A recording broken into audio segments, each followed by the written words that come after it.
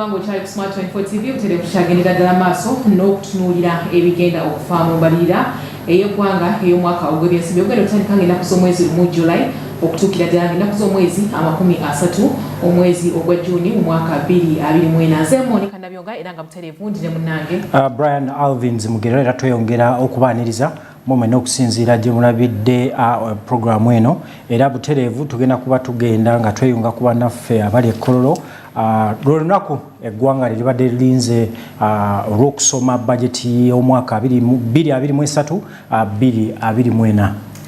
Butereevu bajeti neno wetwogerera butereevu palamenti yakkiriza bajeti ewereza ddala obusiriivu 5.2 n'obutundutundu 7 era nga ku mulundi guno kwe tugenda okutambulira kuviira ddala jjukira nti omwaka guno ogw'ebyensimbi gwe tunatera okumalako okubuzaako obusabbiiti gugweko tubadde tutambulira ku busiriivu bwa Uganda obwera ddala 48 n'akatundu kamu naye ku mulundi guno olaba nti bajeti yeeyongeddemu ebitundu 10 biramba. Nsaba twegatte ku bannaffe abali e Kololo ate butereevu batuwe embeera nga bwetambula erudde eyo.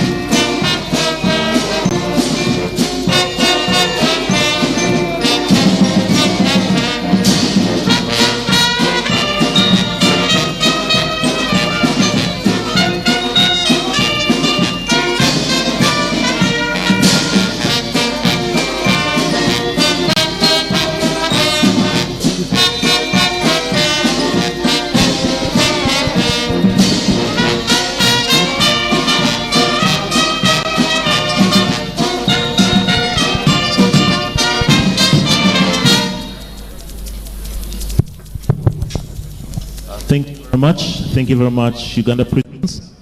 To all our guests, I'm sure you have noticed that we have been joined by our principal for the day. Physically, we shall have Her Excellency, the Vice President, retired Major Jessica Alupo, who is now proceeding to the salute dais, where she shall have the band proceed with the anthems, followed by an inspection of the parade mounted by officers and men of the Uganda Police Force. Her Excellency has been received by the Speaker, the Deputy Speaker, and now proceeds to the salute on the dais.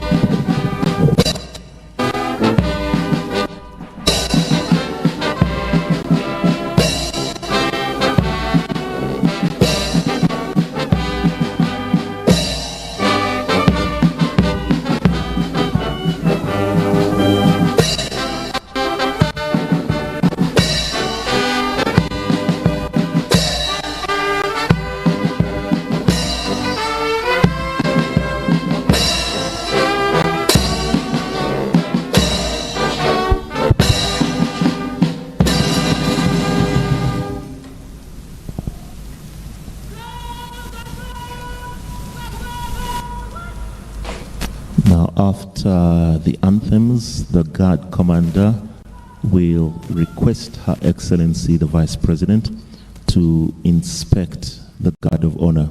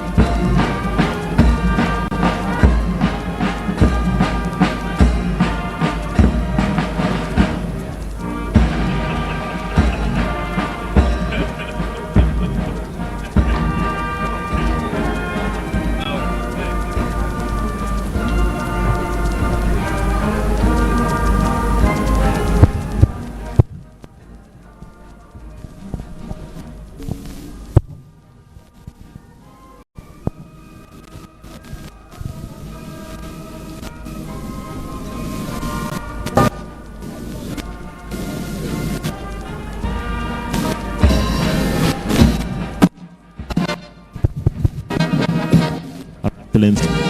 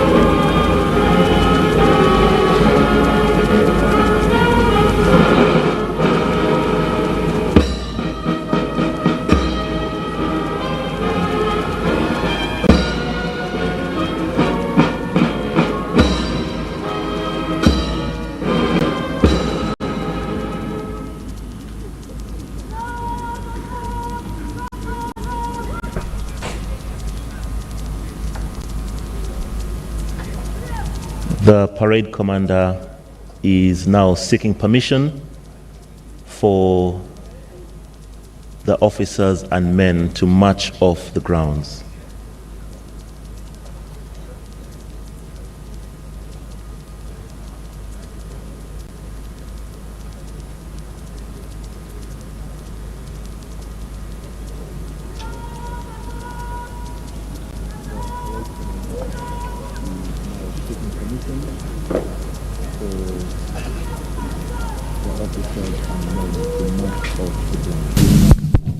So as the police officers and men, as the guard prepares to leave the grounds, we once again ask that all our guests take up their seats, especially those that were still in the refreshment tent.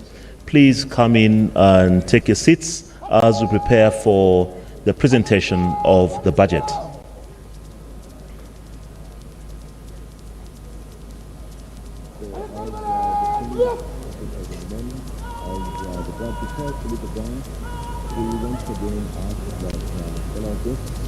Take up their seats, especially those that were still in the refreshment tent. Please come in and take your seats as we prepare for the presentation of the budget.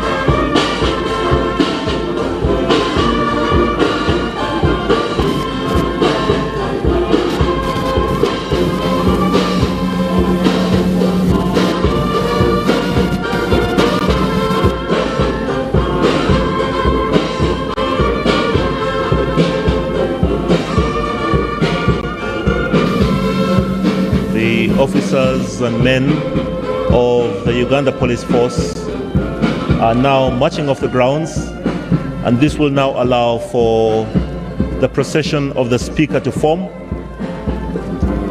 to be joined by Her Excellency the Vice President.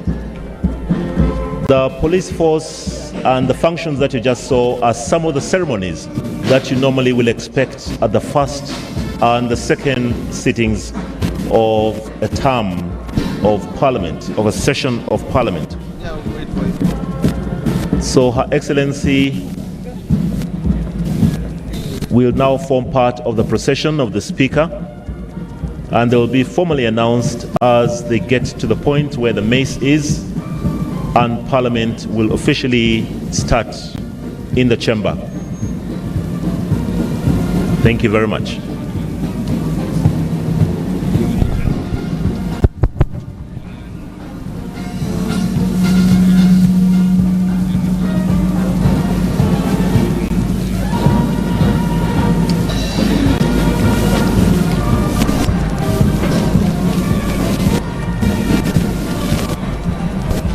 Honorable members, Her Excellency the Vice President and Madam Speaker.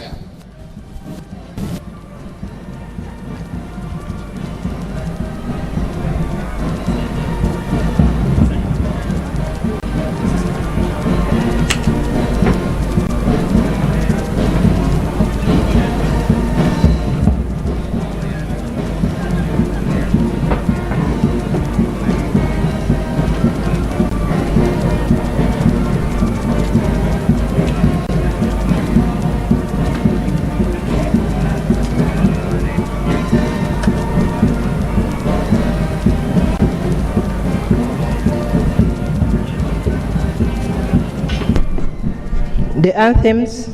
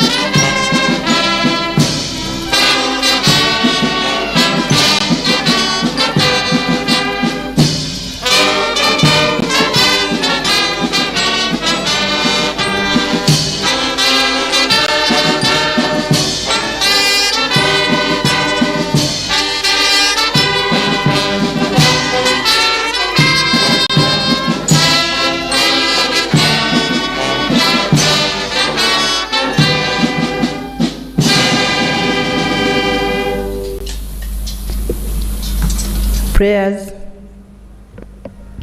Almighty God, who in your infinite wisdom and providential goodness has appointed the offices of leaders and parliaments for the welfare of society and just government of humanity, we beseech you to look upon your abundant favor, these your servants whom you have been called to please the performance of such important trust in this land. Let your blessing descend upon them here assembled, and grant that they may, as in your presence, treat and consider all matters as shall come under their deliberation, in so just and faithful a manner, as promote and honor and glory, and advance the good of those whose interests you have committed to their charge. Amen. Amen.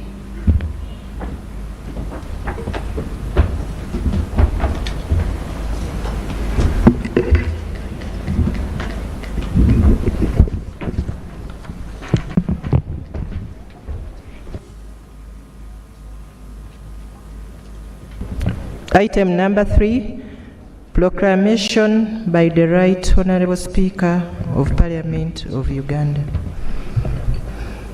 Whereas Article 1012 of the Constitution of the Republic of Uganda requires that His Excellency, the President of the Republic of Uganda, may, in consultation with the Speaker, address Parliament from time to time on matters of national importance.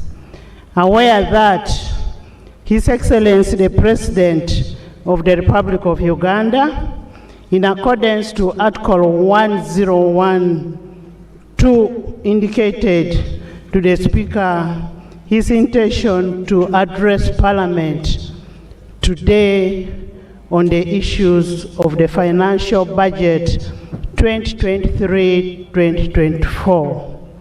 Now, therefore, in accordance with the Rule 17.1 of the Rules of Procedure, I hereby proclaim Parliament shall sit at Kololo Ceremonial Grounds on Thursday, 15th June 2023 at 14 hours and receive the address of His Excellency the President on the National Budget 2023-2024. And Kololo Ceremonial Grounds to be the precincts of Parliament for the above mentioned purpose, given under my hand at Parliament House, Kampala, on 15th day of June 2023. And this has been gazetted and signed by Anita Annette Among, Speaker of Parliament. Item number 4, communication from the Chair. Your Excellency, the President of the Republic of Uganda, General Yoweri Kaguta, together with the First Lady, Mama Janet Kataha, who are both gracing this function virtually at State House and on Zoom. Her Excellency, the Vice President of the Republic of Uganda, His Lordship, the Chief Justice, the Right Honourable Deputy Speaker of Parliament, His Lordship, the Deputy Chief Justice, the Vice Chairperson of NRM plus the SEC members, the Right Honourable Prime Minister and the Leader of Government Business, together with your deputies, the Leader of Opposition in Parliament, Cabinet Ministers and Ministers of State, colleagues, the Members of Parliament, the traditional leaders, the distinguished guests, ladies and gentlemen. I want to take this singular honor to welcome you to this auspicious occasion of the Budget Day. During today's sitting, we will receive the address from His Excellency, the President, on the national budget of 2023-2024 financial year. Honorable members, you will recall that in the last sitting of 7th June 2023, His Excellency, in the State of Nation address, intimated to us that he had tested positive for COVID. It is against this background that we shall receive the address of the President virtually in today's sitting. Since then, he has regularly updated the nation on its recovery, while various sections of the public are busy praying for the President for full recovery. And as Parliament, we continue also praying for the President, and as a nation, we want him to be back on his foot and work for the country. We want to thank all the citizens in Uganda who have joined in these prayers for the President. Your Excellency, we want to assure you of our unwavering support, love, and prayers for a faster healing for you to be able to guide this country. It's, however, unfortunate that some very few insensitive Ugandans bring some false and alarming information of where they say the president in the ICU, the president is very sick. Our president is very okay, and he's with us virtually. I want to urge all the citizens of goodwill to spread the love, not hatred. Let's wish each other well, and we'll lead a country which is a better country. As Parliament, we want to convey our wishes to the President for faster recovery. And as the Bible says in Isaiah 53:5, and by his stripes we are healed. And indeed, you're going to be healed.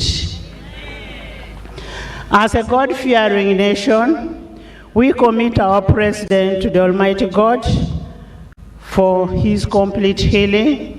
We actually miss him here, but we know you're with us in spirit.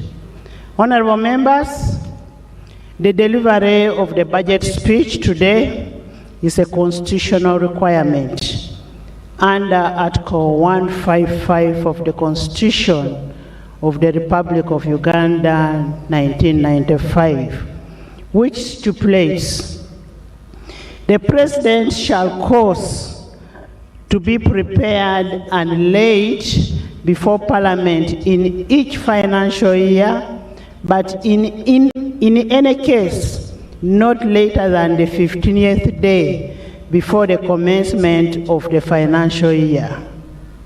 Estimates of revenue and expenditure of government for the next financial year. The national budget is an enabling tool for government to implement the development agenda and its policies, and in pursuit to the aspirations that the President talked during the State of Nation address. Honorable members, today's budget speech will therefore be communicated to the citizenry and what government intends to achieve and match it with the strategic plans under the NDP3 and how the resources are going to be allocated and where they are going to be got from. Your Excellency and the honorable members, the legislature duly executed its constitutional obligation of appropriation, which is enshrined under Article 156 of the Constitution of the Republic of Uganda, and it did it timely and exhaustively.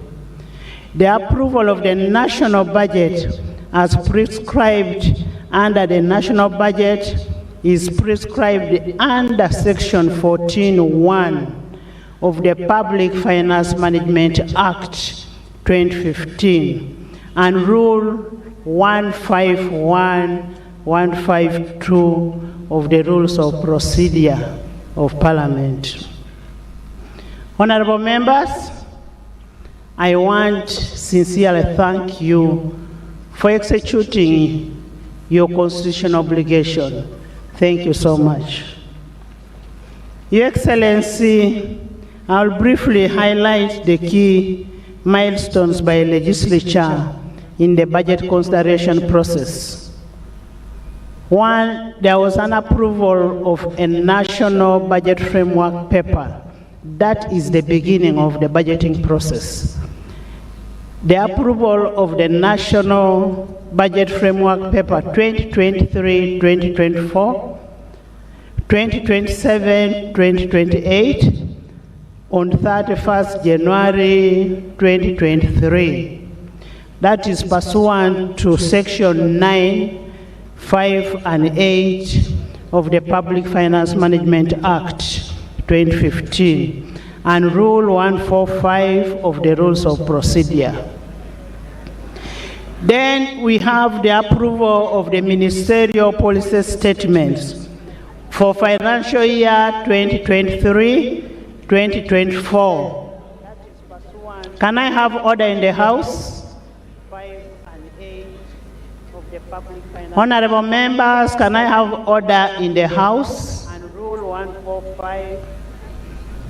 There is an approval of ministerial policy statements 2023-2024, and that is in line with Section 12 of the Public Finance Management Act 2015 and Rule 149 of the Rules of Procedure.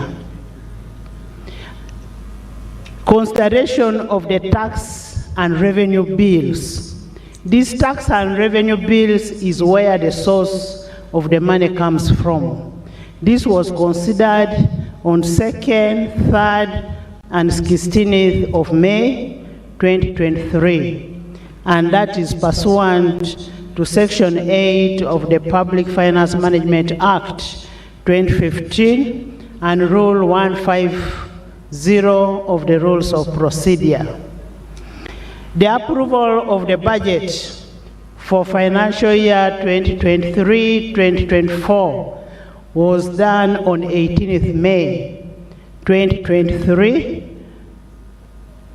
pursuant to Section 14 of the Public Finance Management Act and Rule 151 and 152 of the Rules of Procedure. However, on consideration of the budget, as legislature, we want to register our disappointment. Out of all the 83 ministers we have in government, we had a handful in the House. And this is the second time we are having a handful when we are considering a national budget. Your Excellency, as we receive the budget speech, I wish to highlight the following salient observations. Local government financing as a share of the national budget continues to stagnate about 11% of the last decade. And this implies the budget of the local government is insufficient to adequately stimulate the desired growth envisaged under the fiscal decentralization strategy.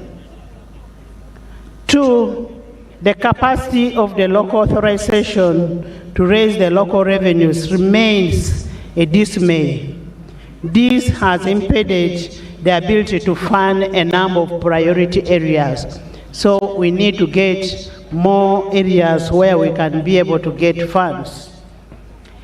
3, the continued rollout of the parish development model requires addressing existent challenges which this Parliament has already identified, and Parliament together with the Executive should work together to ensure that the PDM becomes a success, since we are putting a lot of money in PDM. 4, the increased domestic borrowing is amidst the increased public expenditure, which is a pressure to the economy. And as 11th Parliament, we want to request that we reduce on public borrowing.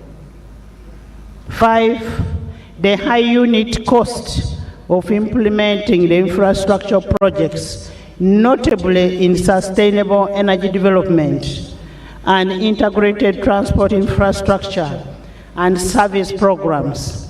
This is mainly attributed to overdependence on foreign entities and supervised by foreign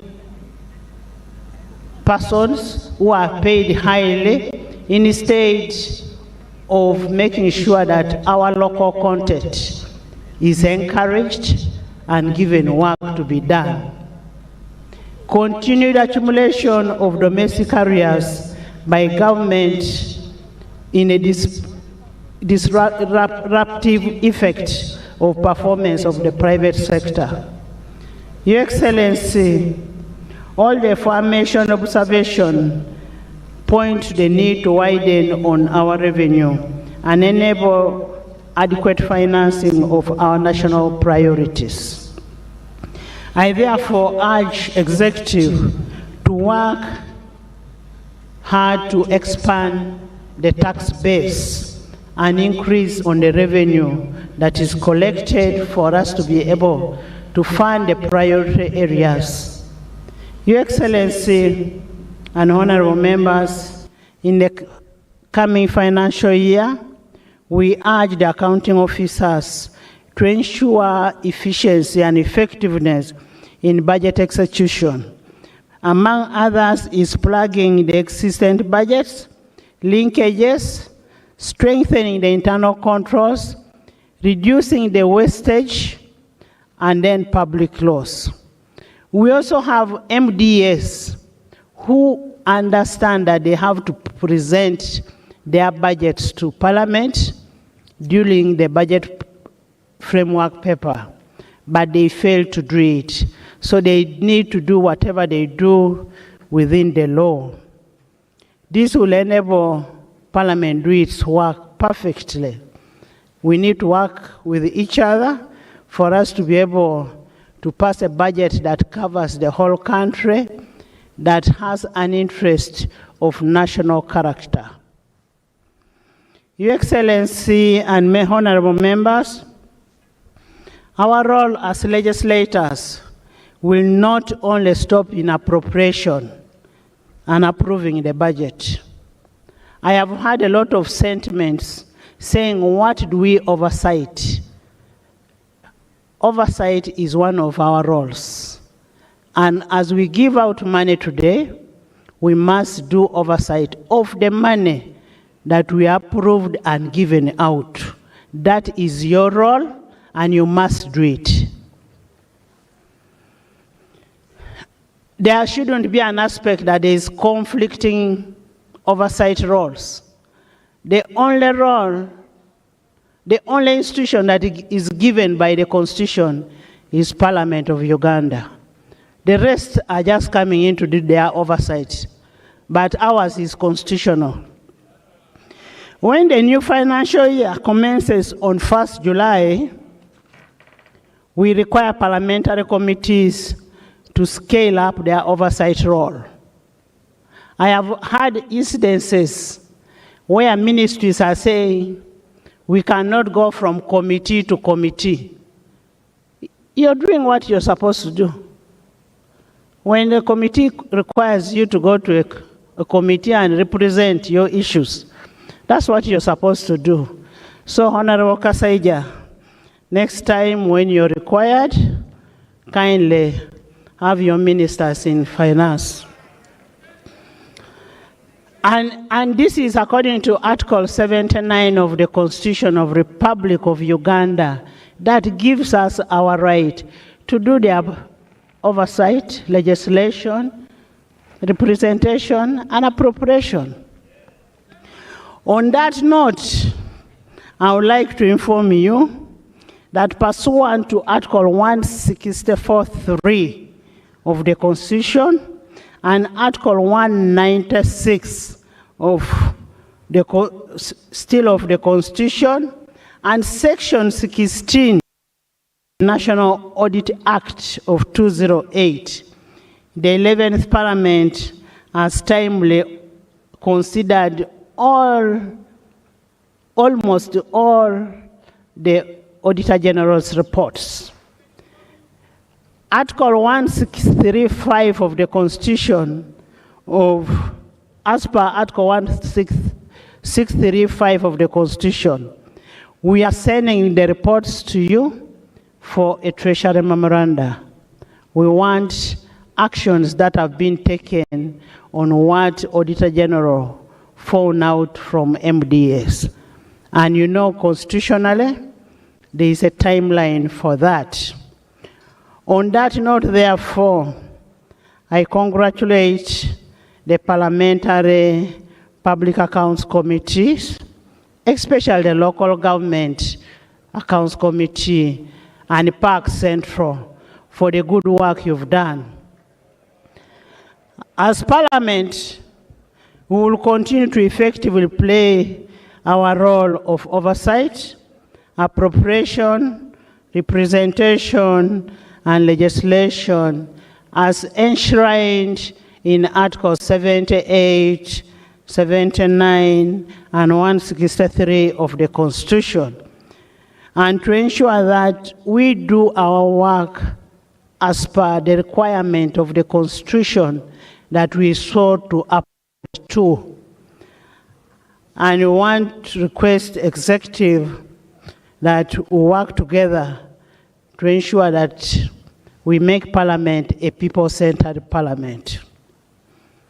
I would like to congratulate Your Excellency the President, the NRM party, and the people of Bukedea for electing a woman LOC 5 by over 90%. I also want to congratulate the Minister of Finance for having the budget ready today, and we are here ready to receive the budget. Your Excellency the President and honorable members, as Parliament, since the House was opened, we are ready to start. We are only waiting for the budget, and once more, I want to thank you so much, and I say all this for God and my country.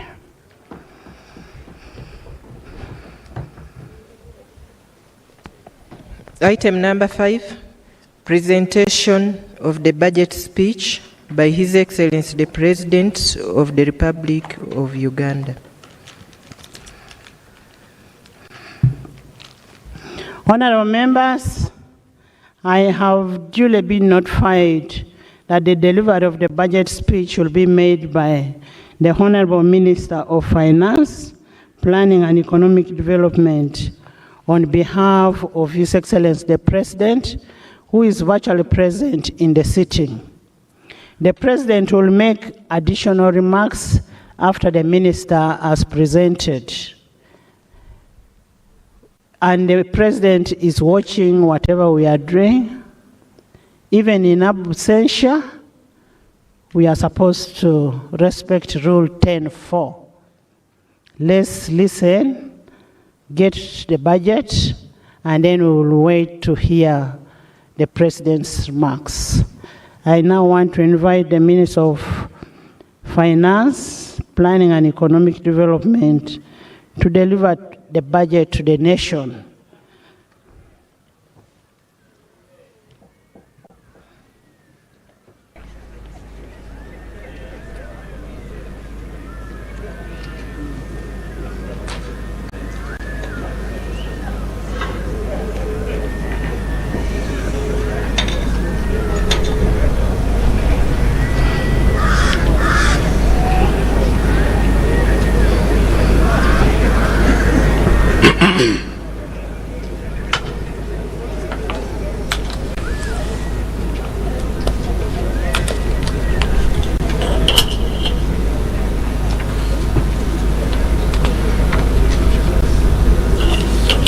Your Excellency, the President of the Republic of Uganda, Your Excellency, the Vice President, Right Honorable Speaker of Parliament, Your Lordship, the Chief Justice, the Right Honorable Deputy Speaker of Parliament, Your Lordship, the Deputy Chief Justice, the Vice Chairman of the National Resistance Movement Party, the Honorable Prime Minister, the Honorable Leader of the Opposition in Parliament, honorable ministers, honorable members of parliament, your excellencies, the ambassadors and heads of diplomatic missions, distinguished guests, ladies and gentlemen. Right Honorable Speaker, in fulfillment of Article 155, Part 1 of our Constitution, I prepared and present to Parliament on behalf of His Excellency the President estimates of revenue and expenditure for the financial 2023/2024.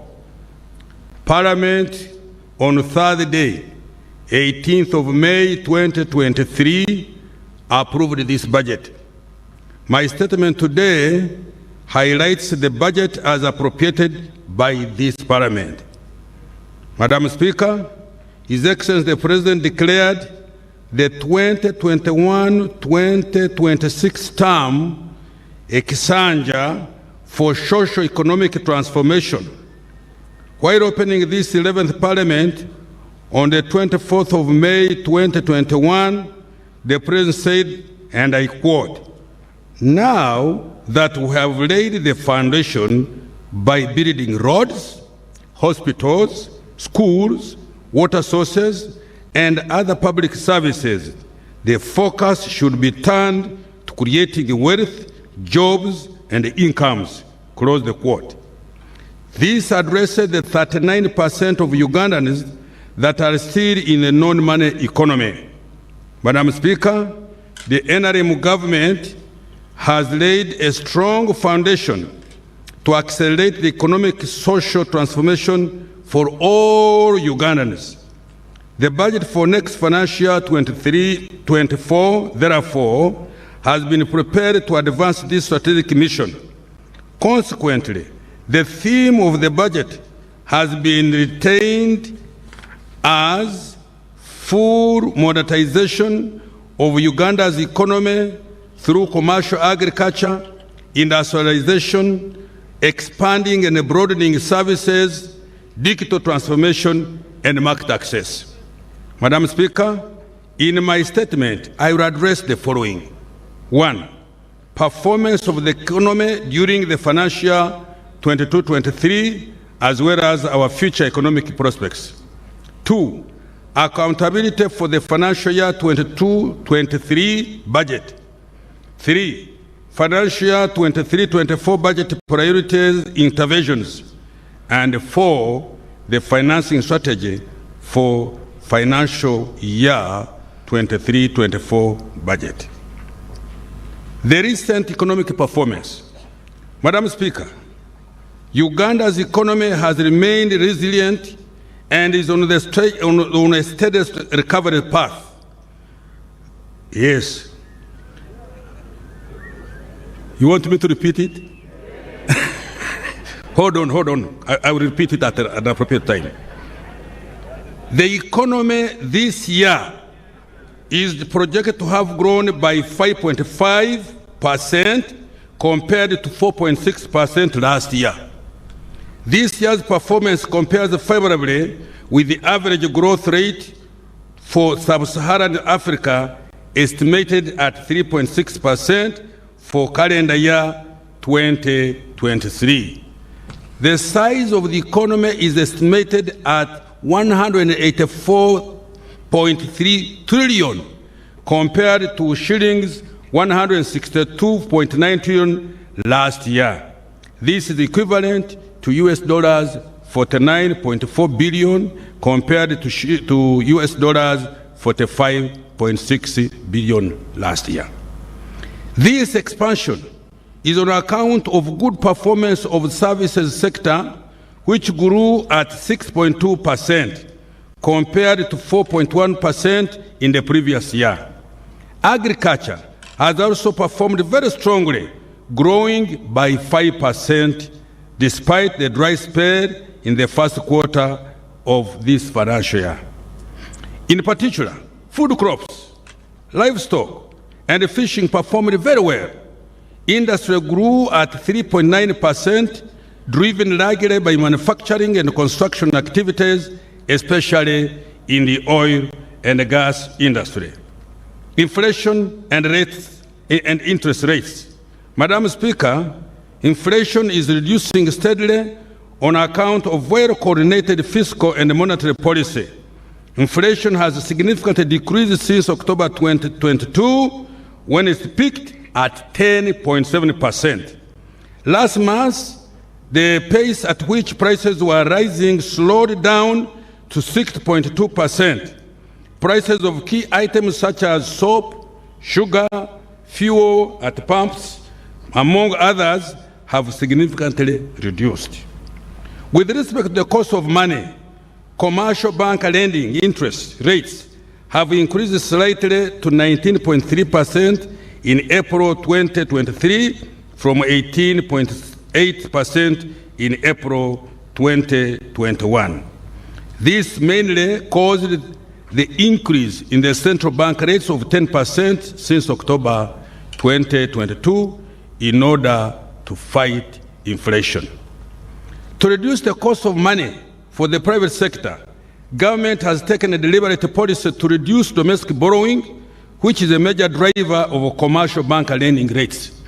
In addition, government has also provided long-term and affordable capital through the Uganda Development Bank, EMIOGA, the Agricultural Credit Facility, and the Small Business Recovery Fund to the large, medium, and small and micro enterprises.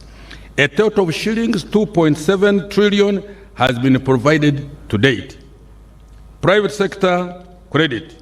Madam Speaker, despite the increase in the interest rates, total private sector credit increased from 19.5 trillion in May 2022 to shillings 20.5 trillion in April 2023, representing an annual growth of 4.8.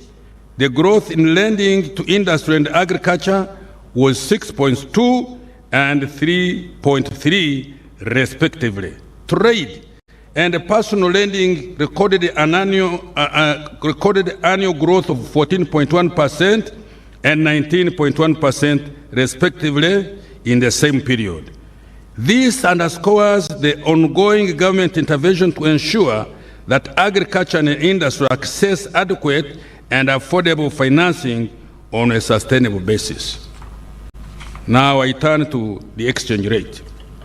Madam Speaker, the Uganda shillings has remained stable against major global currencies despite the strengthening of the US dollar. Between April 2022 and April 2023, the Uganda shilling depreciated by 5.8% against the US dollar, compared to an average depreciation rate of 8% within the East African region. Let me repeat this. The Uganda shilling has remained stable against major global currencies despite the strengthening of the US dollar. Between April 2022 and April 2023, the Uganda shilling depreciated by 5.8% against the US dollar, compared to an average of depreciation rate of 8% within the East African region. The stability of the exchange rate is due to increase in foreign direct investment inflows into the oil and the gas sector, significant recovery in tourism, and the recent good performance of exports. External trade.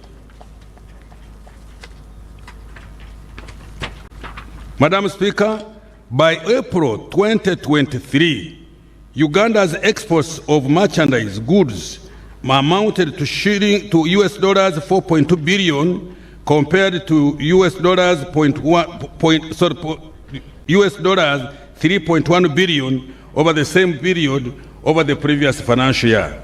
This represents a 35.5% increase, mainly driven by an increase in exports of fruit, coffee, fish, sugar, beans, maize, and light manufactured products to the regional market.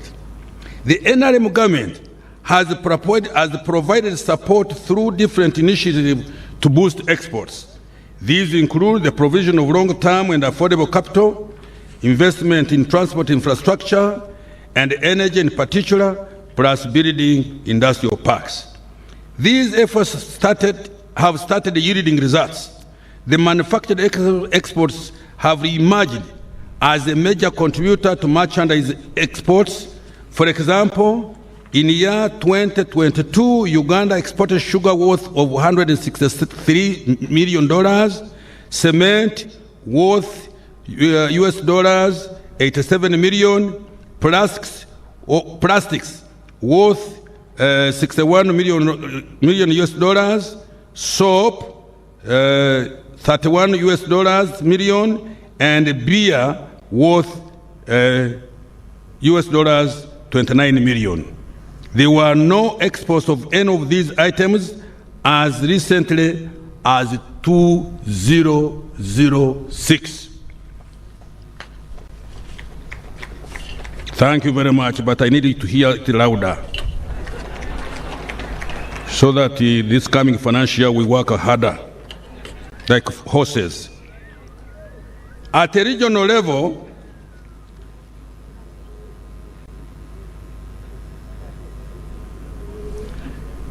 by April 2023, we have recorded a traded surplus with our East African community trading partners of US dollars 1 billion. Tanzania remains the only East African trading partner where we recorded a bilateral trade deficit of US dollars 154 million. Our trade balance will be strengthened further as we continue to boost exports and enhance domestic manufacturing capacity to replace some imports. Now, foreign direct investment and remittances and tourism. Madam Speaker, foreign direct investment inflows to Uganda amounted to US dollars 1.5 billion by April 2023. Workers' remittances increased to US dollars 1.3 billion in calendar year 2022 compared to US dollars 1.1 billion the previous year.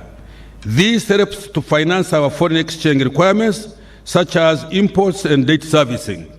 Tourism revenue increased to US dollars 847.8 million by April 2023 from 777.8 million in the same period a year ago.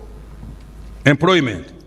Madam Speaker, the November 2022 National Labor Force Survey puts the size of the labor force at 23.5 million people. Out of these, 10 million were employed, representing only 42% employment rate. Another 8.2 million, equivalent to 35%, were engaged in subsistence agriculture, and 9 out of every 10 employed Ugandans were working in the informal sector. Close to 380,000 employment opportunities have been created under the Presidential Initiative on Wealth and Job Creation, but we still need more. Now, Emioga, Madam Speaker, the target of government is to create over 2.5 million jobs in the next 5 years. This will be achieved by effectively implementing the partial development model, industrialization, wealth creation, and monetization of the economy. I will elaborate how. Now, fiscal performance. Madam Speaker, the fiscal deficit is estimated at 5.1% of the GDP this financial year, lower than 7.4% last financial year. This is due to reduction in both recurrent and development expenditure, increased grants. the fiscal deficit has been financed through domestic borrowing and external loans. Total domestic revenue collections amounted to shillings 21.7 trillion by May this year and are projected to be 25.6 trillion by close of this financial year, which is just a few weeks away. The total domestic revenue is equivalent to 13.9% of GDP and covers 68% of the total expenditure, including interest payments on our public debt, but excluding the principal repayment of both external and domestic debt. Economic growth strategy and outlook. Madam Speaker, the economic growth strategy underlying the budget for the next financial year and medium term includes the following. 1. Increase domestic revenue mobilization and a reduction in non-concession borrowing to ensure debt sustainability. 2. Effective implementation of the parish development model and the MIOGA initiatives. 3. Effective implementation of the various export strategies and enhancing access to global and regional markets. 4. Support for the private sector by reducing the cost of doing business through 1. Construction of the standard gauge railway and the rehabilitation of the meter gauge railway. 2.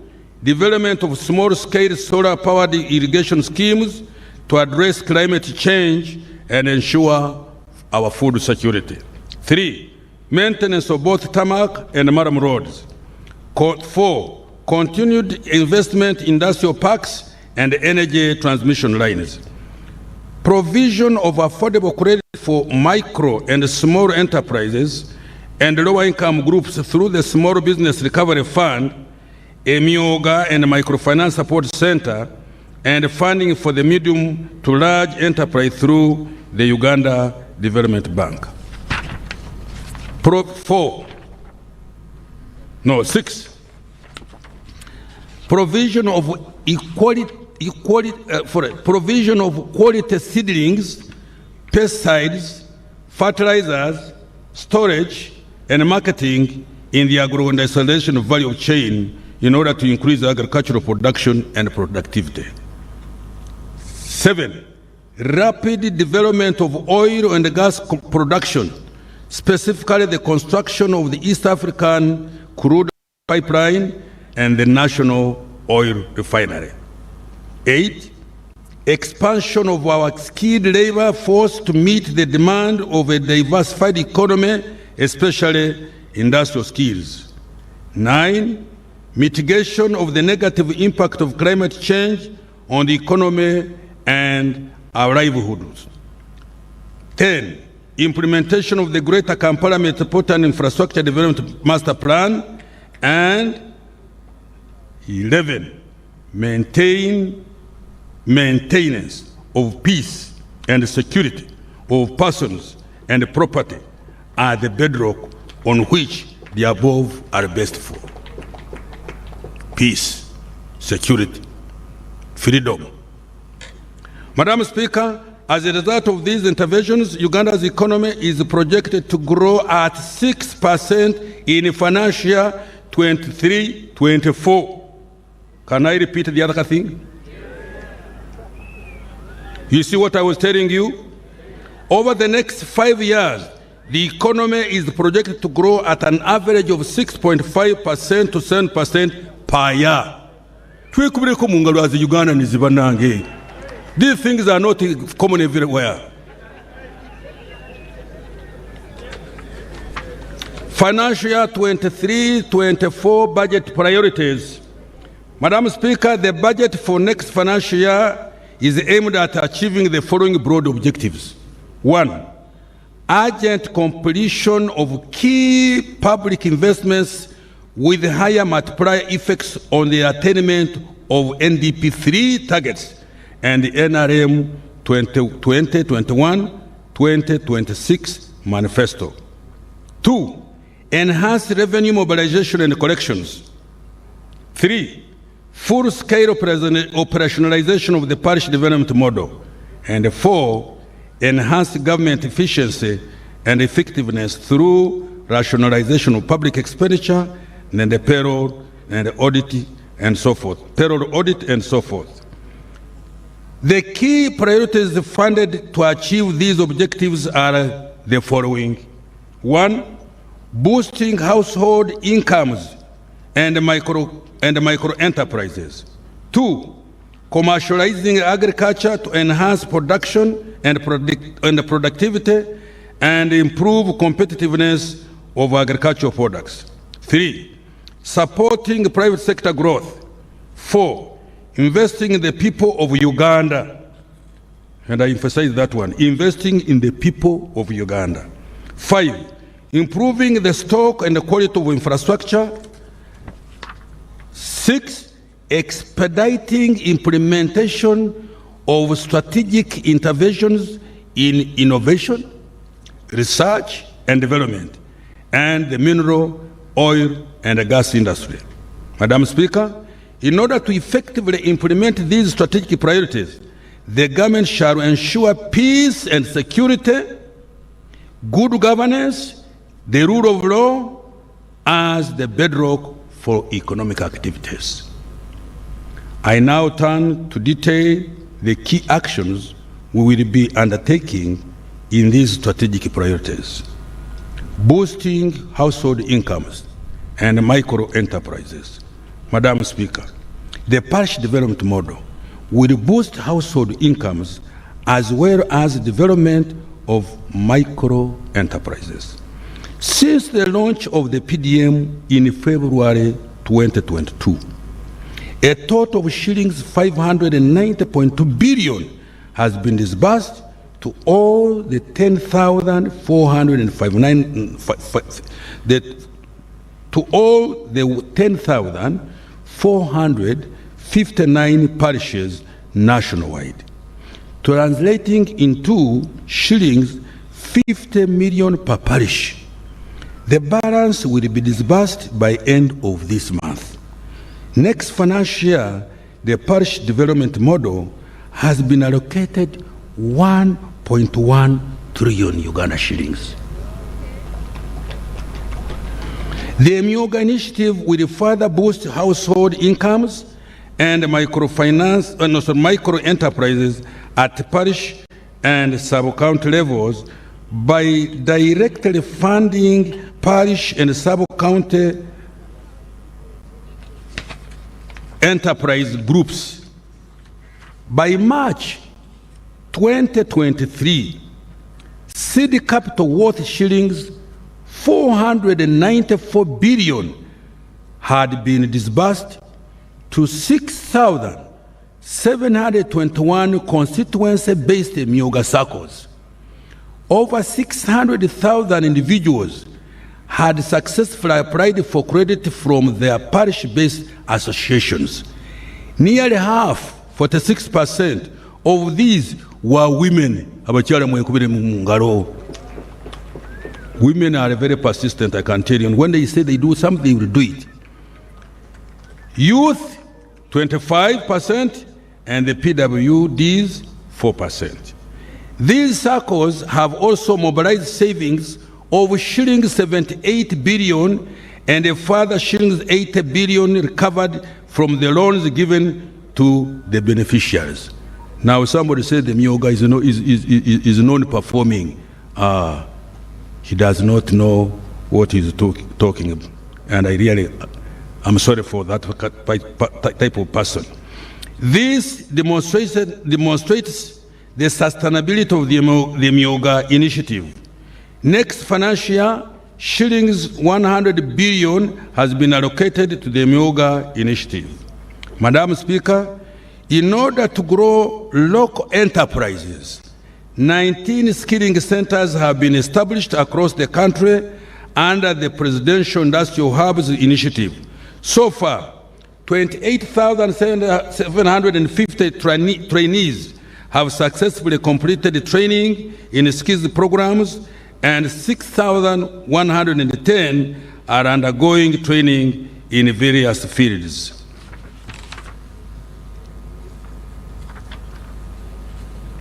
Our Lady of Fatima Catholic Church Nakurabye, Luzira Prisons, Subway Crest Towers, Wabigaro Parish Community, Butikirwa, Kigowa, Ntinda, and a community hall.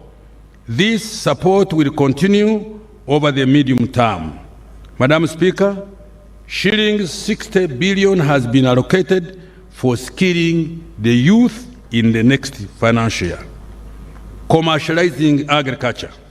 Madam Speaker, during this financial, additional funding amounting shillings 110 billion was provided for food security interventions in government institutions with farms, including the UPDF, Uganda Prisons, Ministry of Agriculture, the National Agricultural Research Organization, and the National Agriculture Genetics Resources Center and Data Bank.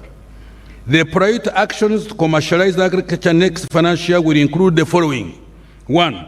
Support agricultural research for the development of climate-resilient crops and animal species. 2. Promote environmental conservation, restoration and protection of the degraded water catchment areas and forest covers. 3. Construct small, medium, and large-scale irrigation schemes in water-stressed areas. This will include the construction of earth dams at Unyama in Gulu, Namaru in Kapiliprit, Sipi in Bulambuli, Kabuyanda in Singro, among others. Implement large-scale mechanization and irrigation, and improve farmer mobilization, education, and partnership with large commercial farmers for the production of strategic commodities such as coffee, maize, and tea to meet national and international demand. Madam Speaker, shillings 2.2 trillion has been allocated for food security, irrigation, climate change mitigation, value chain development, agricultural research, and disease control, among others. Supporting private sector growth. Madam Speaker, the private sector has been directly supported through industrial parks development, promoting small and medium enterprises, and facilitating tourism. Industrial development and investment. 8 government-owned industrial parks are currently operational.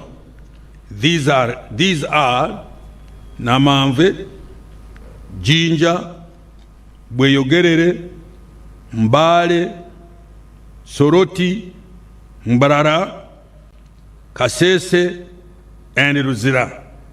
In addition, there are 3 industrial parks developed under the public-private partnership arrangement at Kapeka, Mukono, and Buikwe.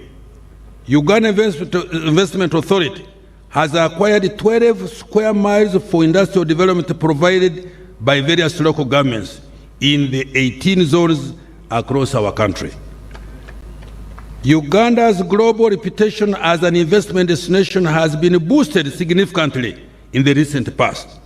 Uganda has been named the #1 investment destination in East Africa by the AIM Global 2023 Abu Dhabi.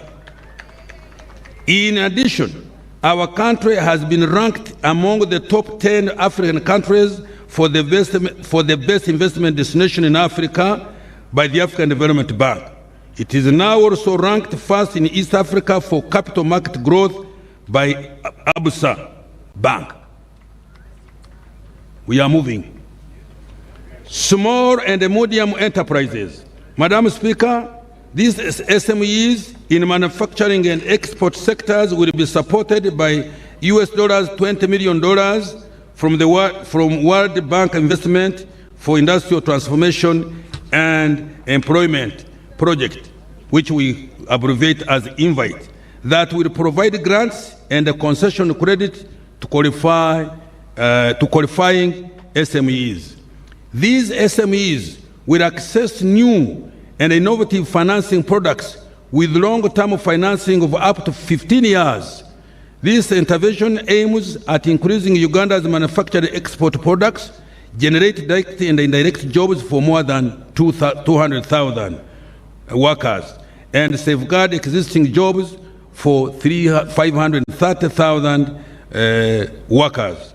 Madam Speaker, an allocation of shillings 209.3 billion has been provided through the Invite project for next financial year. Now I turn to tourism. Uganda has increasingly been recognized as a tourism destination and is ranked by CNN as one of the top 10 best tourist destinations in the world. Nkademu, Uganda has increasingly been recognized as a tourism destination and is ranked by CNN as one of the top best tourism destination in the world.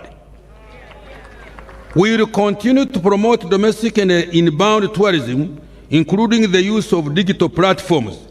Uganda will also be marketed as a global and regional center for meetings, incentives, conferences, and exhibitions.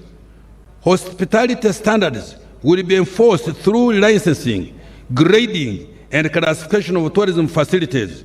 Shillings 249 billion has been allocated for the promotion of our tourism business.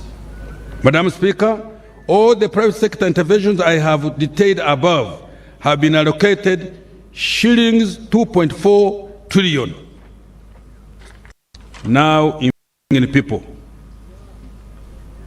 Madam Speaker, Uganda has registered visible improvements in healthcare outcomes, access to knowledge, and a decent standard of living. On average, a Ugandan now lives longer at 64 years, up from 53 years, just as recently, 2015. The Ugandan attains more years of schooling and enjoys a higher income per capita than ever before. Let me repeat this, because it is interesting, especially to me, who is working day and night to make sure that the youth and the sick are helped to recover. Uganda has registered visible improvement in healthcare outcomes, access to knowledge, and a decent standard of living. On average, a Ugandan now lives longer, 64 years, up from 53 years, just as recently as 2015. Attains more years of schooling and enjoys a higher income per capita than ever before. Now, health. Access to health care by Ugandans remains key priority of this government. Consequently, 381 health center 2s have been upgraded to health center 3s. Honorable Jane, you will confirm that one. In addition, 250,000 health center 3s have been upgraded to health center 4 and equipped and are now functional, largely supported by the Uganda Intergovernmental Fiscal Transfer Program, which we abbreviate as UGFIT, which is co-funded by the World Bank. Construction and equipping of 31 new health center 3s in sub-counties without any health facility is now at 90% complete. The health referral system has also been enhanced by fully functioning 143 intensive care units and 5 high dependency units in national, regional referral hospitals across our country. Next year, the Murago Super Specialized Hospital and the new state-of-the-art intensive care unit at Uganda Cancer Institute will be fully operationalized. They will provide specialized care to all Ugandans and reduce medical referrals abroad. In addition, All existing health center 4s and health center 3s will be facilitated to offer quality health care to all Ugandans. In this respect, health worker supervision and management will be strengthened to reduce absenteeism. After the ongoing audit of the payroll, the ban on health worker recruitment will be lifted. Let me repeat this. After the ongoing audit of the payroll, the ban on health worker recruitment will be lifted.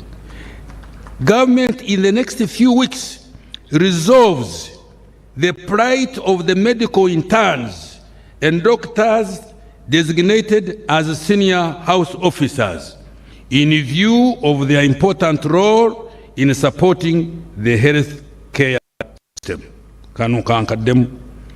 Government, we in the next few weeks resolve the plight of medical interns and doctors designated as senior house officers in view of their important role in supporting the healthcare system. So please, interns, calm down. We are coming to rescue you.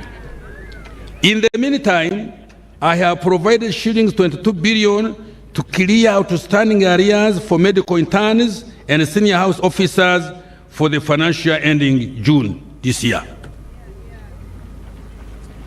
Education.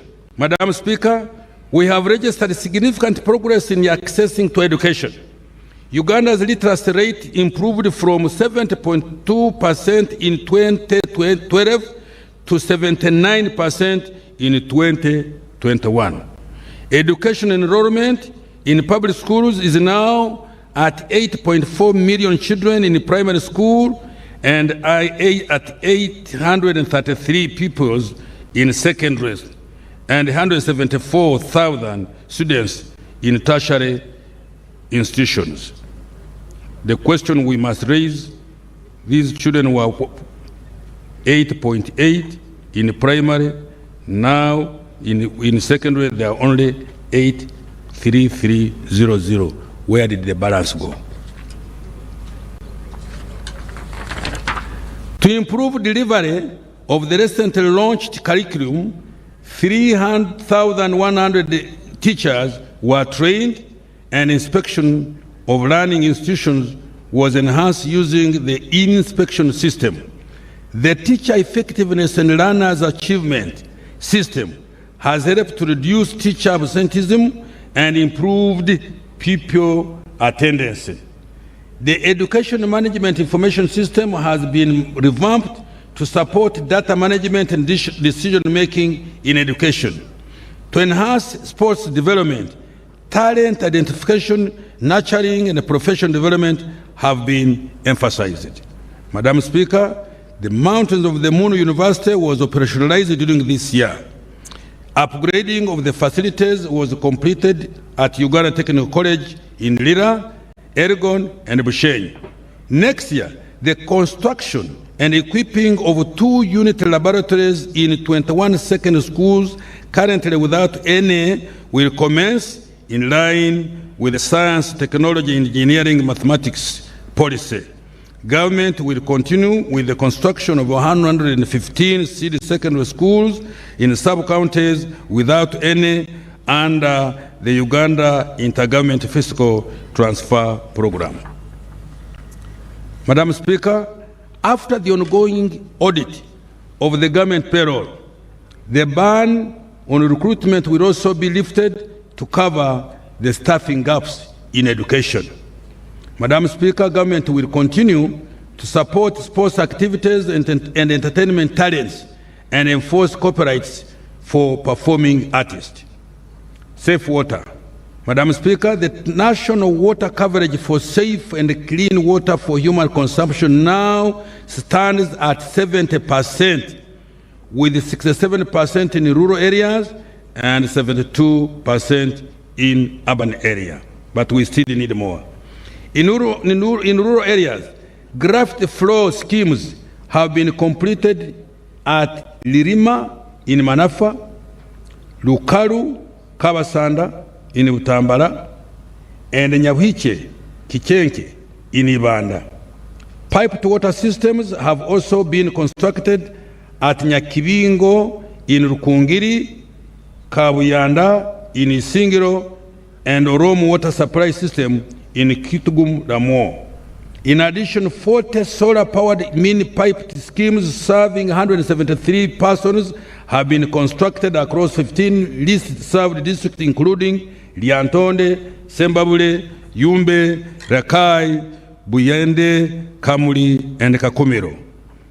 In urban areas, 9 piped water supply and sanitation systems have been completed in Dokolo, Padibe, Lamo, Odramachaku, Arua, Kagadi, Morolem, Alerek, Abim, and Kambuga 2 in Kanungu. Madam Speaker, access to safe and clean water will be enhanced to achieve 85% coverage in rural areas and 100% average in urban areas by the year 2025. Next year, the main activities toward this goal include construction of 1,540 boreholes in 1,050 villages and town wards, building 49 large and 67 medium and 80 small piped water schemes in both urban and rural areas, and the rehabilitation and maintenance of 50 water systems in growth centers. Interventions that build human capital have been allocated 9.6 trillion. In addition, the government, together with the World Bank, are implementing shilling US dollars 500 million in Uganda through the Intergovernmental Fiscal Transfer Program to construct health centers 3 and 4 and seed secondary schools and microscale irrigation facilities in local governments that do not have these facilities, as I've said above. Enhancing infrastructure stock and quality. Madam Speaker, the stock and the quality of infrastructure is a key enabler for economic growth, development, and social transformation. Transport infrastructure. Transport infrastructure development has been a major hallmark of Uganda's recent economic development. The road sector in 1986 totaled 97,100 kilometers. Today, it has expanded 20-fold to almost 160,000 kilometers, while only 6,700 kilometers of today's road network is paved. The road network now allows access to even the remotest part of Uganda. Next financial year, we will substantially complete 16 national road projects, including Atia Kalaropi, Moroto, Lokitanyala, Kauku, Werenga, Namugonde, Bugiri, Nsambia, Mukwano, the Kampala flyover, and the Shere Town, Kiamate access roads. In addition, priority will be accorded to maintenance of existing road network, both national and district, urban and community access roads. The Bukungu, Kagwara, Kaberamaido ferry and related landing sites, and Lake Bunyonyi ferries and their landing sites will also be completed. Madam Speaker, emergency repairs of the Kampala-Malaba meter gauge railway was completed this year. Emergency repairs. Let me repeat. Madam Speaker, emergency repairs of the Kampala-Malaba meter gauge railway has completed this year. The full, my team, please, you'll have to come and explain this. The full rehabilitation of the Kampala, Malaba, and Tororo Gulu meter gauge railway will commence next financial year. 49 of the right of way for Kampala, Malaba standard gauge railway has been acquired. the construction of Maraba-Kampala standard gauge railway will commence next financial year, for which shillings 535 billion has been provided. Madam Speaker, in the air transport sector, the redevelopment of and expansion of Entebbe International Airport is at 85% complete and is due to be completed by July 2024. The construction of Kabalega International Airport now stands at 91.7% and will be completed by September 2023. We shall also rehabilitate and upgrade the following aerodromes that are under feasibility studies: Kidepo, Pakuba, Mbarara, Gulu, Arua, Kisoro, and Kasese. Madam Speaker, an allocation of shillings 4.5 trillion, representing 13.3% of the total budget, has been budgeted for road maintenance, construction, railway development and rehabilitation, water and air transport development. Of particular significance, an allocation of shillings 1 billion has been provided to each district, city and municipality for road grading, maram and compacting. In total, shillings 176 billion has been allocated for this purpose. We have also secured $608.7 million, equivalent to shillings 2.25 trillion, to address flooding, traffic congestion, poor road infrastructure, and signalized injunctions, and unemployment in Greater Kampala metropolitan area, covering Kampala, Wakiso, Mukono, and in Mpigi district and their municipalities.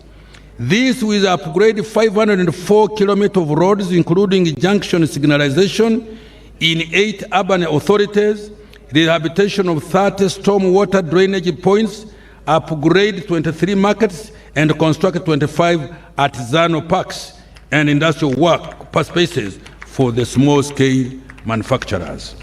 Madam Speaker, in collaboration with the World Bank, government is implementing the $360 million Uganda support to municipal infrastructure development WISMID program to improve infrastructure and address operational challenges in the cities and municipalities. Power infrastructure. Power generation, transmission and distribution infrastructure have continued to expand.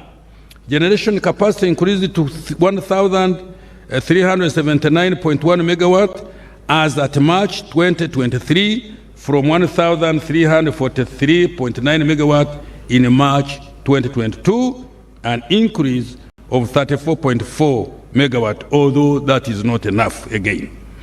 With the commissioning of the Karuma hydropower project planned for September this year, generation capacity will increase to 1,976 megawatt.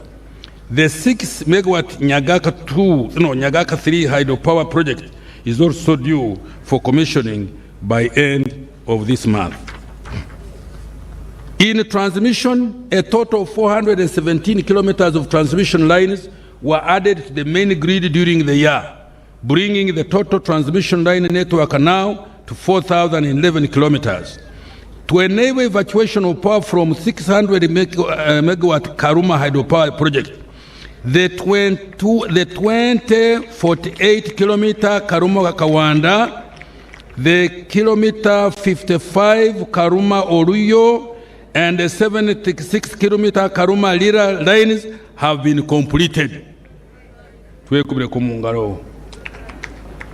Next financial year, 761 kilometers of transmission lines and associated power substation will be constructed to improve the stability and reliability of the network. We also build the capacity of the Uganda electricity generation and transmission companies to manage the generation and distribution networks after the expiry of the ESCOM and the Umeme concessions. Madam Speaker, next financial year 1.3 trillion has been allocated to electricity interventions. Digital transformation, Madam Speaker. Turning to the digital transformation, 4,717 kilometers of optic fiber has been laid across the country. Geographical coverage of broadband services stands at 66%, and 25 broadband sites have been upgraded to 3G, providing services to over 700,000 Ugandans. Free Wi-Fi hotspots have been established at 9 border posts, namely Ruakaka, Mpondwe, Mutu. No.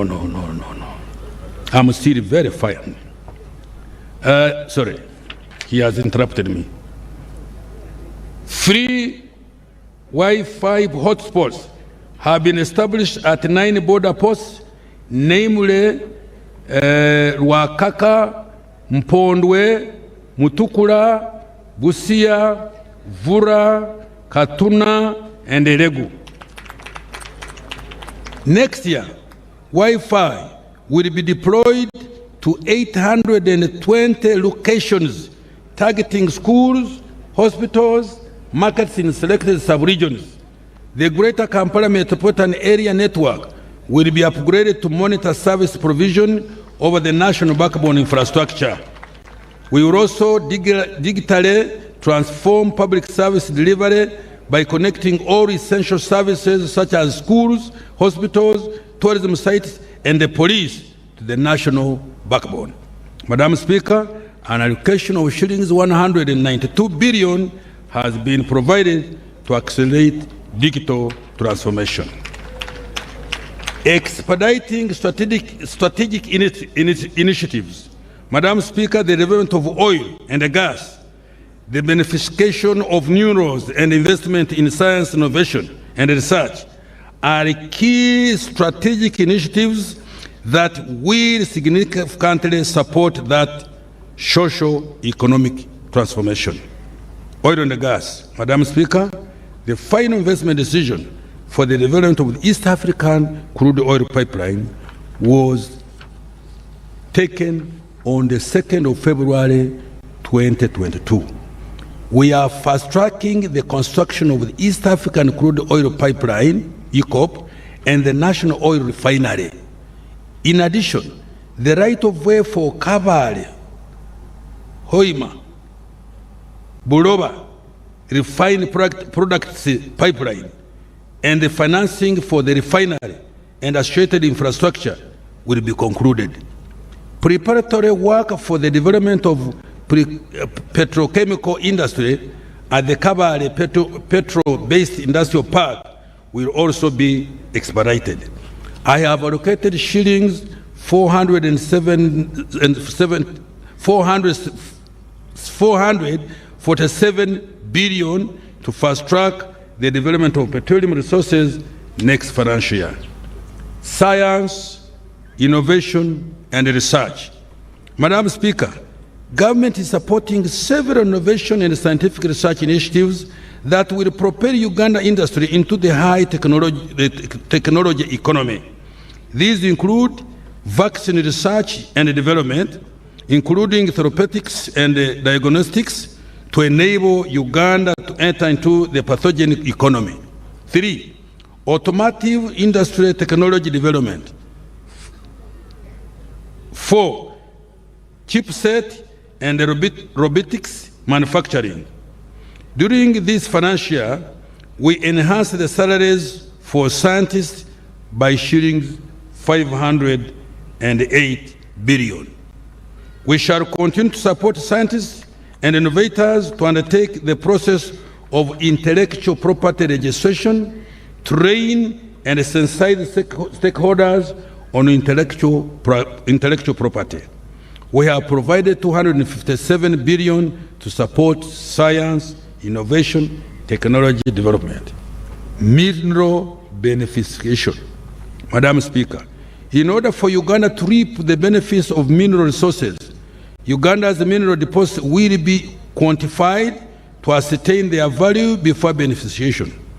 We shall also operationalize the recently approved mineral legislation to regulate artisan and small-scale miners. For the development of minerals, an allocation of 54.4 billion has been provided. Maintaining security, good governance and rule of law. Madam Speaker, security, good governance, and the rule of law are the bedrock of the success of our socio-economic interventions. In order to guarantee the security of persons and property, the capacity of security and intelligence agencies will be strengthened to address any security threats and build the national defense capability. In order to enhance good governance, Parliament's legislative and oversight role will be strengthened to ensure proper use of public funds, among others. Madam Speaker, you faulted me on something. I will touch it on when I'm concluding by our not attending parliamentary committees, but I will comment on that. Furthermore, we will ensure compliance with rules and regulations in public financial management and implement Parliament's recommendations on the use of public funds. To improve efficiency and effectiveness of government, we will further automate financial management systems. These include program budgeting system for the budget preparation, monitoring and reporting, the integrated financial management system for budget execution, the human capital management for personnel and payroll management, e-government procurement, e-passport, and the one border posting, among others. Madam Speaker, the integrated bank of projects has recently been relaunched to improve public investment management, including the tracking of project performance. Projects whose implementation has unduly delayed without sound reason will be removed from the public investment plan. Madam Speaker, the rationalization of government agencies will commence in financial year 24-25. In addition, the government has stopped the creation of additional administrative units and agencies. Madam Speaker, to enhance access to justice, the target is to reduce court case backlog by about 6,000 cases by end of June 2024 from the 50,000 outstanding cases. A total of 117 districts already have complete frontline criminal and civil justice service delivery points comprising of a police station, court, prison, prosecution services, and legal aid services, among others. The target is to have 119 districts with justice service delivery points by end of June 2024. The construction of the Supreme Court and the Court of Appeal buildings in Kampala and the Soroti and Rukungiri High Court buildings will be completed. In addition, the High Court buildings in Albetong, Budaka, Liantonde, and the Magistrate Court buildings in Karenga, Patongo, and Abim will also be completed. Madam Speaker, the functions which include enactment of legislation, oversight, and accountability roles will further be strengthened. In this regard, the construction of parliamentary chambers is ongoing. Madam Speaker, governance, the legislature, and the administration of justice have been allocated shillings 9.1 trillion next financial year, up from 8.1 trillion this financial year. Fiscal strategy for financial year 23-24 and the medium term. Madam Speaker, the fiscal strategy for next financial year prioritizes enhancing revenue collection, the rationalization of public expenditure, and ensuring long-term debt sustainability. This will reduce reliance on external financing for socio-economic transformation. Therefore, the fiscal strategy will focus on the following. 1. Continuing effective implementation of the domestic revenue mobilization strategy. 2.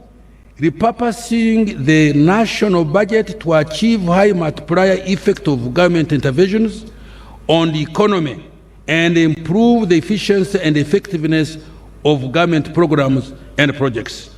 3, mobilizing external concession loans and utilizing non-concession loans for projects with high economic and financial returns. 4, limiting domestic borrowing to an average of 2.2% of GDP in the short medium term to avoid crowding out of the private sector through rising interest rates. And 5, reducing the budget deficit to within a maximum lift of 5% of GDP and gradually converging towards the East African target of a deficit of 3% of GDP. Next financial year, the budget deficit will be reduced to 3.5% of GDP. In order to live within our means, we have reduced consumptive expenditure. During next financial year, there will be no purchase of new vehicles for political leaders and public officers except for hospital ambulances, medical supplies and distribution, agricultural extension services, security and revenue mobilization. Don't roast me, please. That's a decision that we took. Travel abroad has also been restricted to statutory functions and for critical legal and resource mobilization functions. We will also regulate expenses on workshops and seminars. Madam Speaker, during this year, domestic arrears worth shillings 166 billion were settled. Government is committed to paying verified suppliers, quota awards, and compensation for ranches. Next financial year, shillings 200 billion has been allocated to settle domestic arrears. Madam Speaker, to improve absorption and utilization of external loans and grants, government has undertaken the following measures. 1, requiring accounting officers of ministries, departments and agencies to provide quarterly physical performance briefs to the Minister of Finance, Planning and Economic Development, and Office of the Prime Minister on the performance of externally financed projects under their jurisdiction. 2, ensuring project selection, design, approval, and analysis is undertaken before the project is approved for funding. 3, providing a dedicated fund for land acquisition and right of way instead of earmarking funds for particular projects to address delays in compensation. 4, commencing project implementation only on sites where there are no rights of way and other physical encumbrances. 5, requiring all environmental and social safeguards to be enforced by the Minister of Gender, Labour and Social Development and the National Environmental Management Authority during the project design. 6, enhancing dialogue with the development partners to ensure smooth implementation of externally funded projects. And 7, placing all project coordinators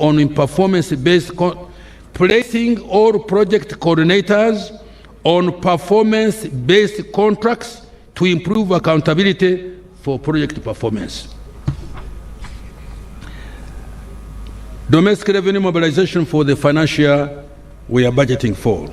Madam Speaker, domestic revenues for financial 23-24 are projected to amount to 29.7 trillion, of which 27.4 trillion will be tax revenue and 2.3 trillion will be non-tax revenue. This represents a revenue effort of 14.3% of GDP. We want to go to 18-20 in the immediate future. Under the domestic revenue mobilization strategy, the objective is to improve revenue collection to between 16 to 18 of GDP over the next 5 years from about 13.5 of GDP currently now. I have said that already. Next financial priority has been placed on improving tax administration, including use of ICT to fight tax evasion and rationalizing tax exemptions to improve their effectiveness and reduce revenue leakage. Madam Speaker, government is undertaking the following tax measures and reforms in tax administration to further improve revenue mobilization. Rationalization of tax exemptions. Madam Speaker, to reduce revenue losses from exemptions, next financial year we shall commence the rationalization of tax exemptions. However, we will continue to provide tax exemption based on the following. 1. Apply the criteria including minimum requirements for application of any new tax exemptions. 2. Assess the costs and the benefits of all tax exemptions to ensure adherence to initial objectives. 3. Streamline and clarify the roles and responsibilities in the governance of tax exemptions. Madam Speaker, the respective provisions of the tax laws that provide the following exemptions have been repealed. 1. Deductions allowed for accelerated wear and tear on plant and machinery. No more depreciation will apply henceforth. 2. Exemption on VAT for diapers, inputs for processing hides and skins into finished leather, and inputs into iron ore, smelting into billets. Tax laws amendment. Madam Speaker, the tax laws have been amended to improve the tax system and ensure fairness.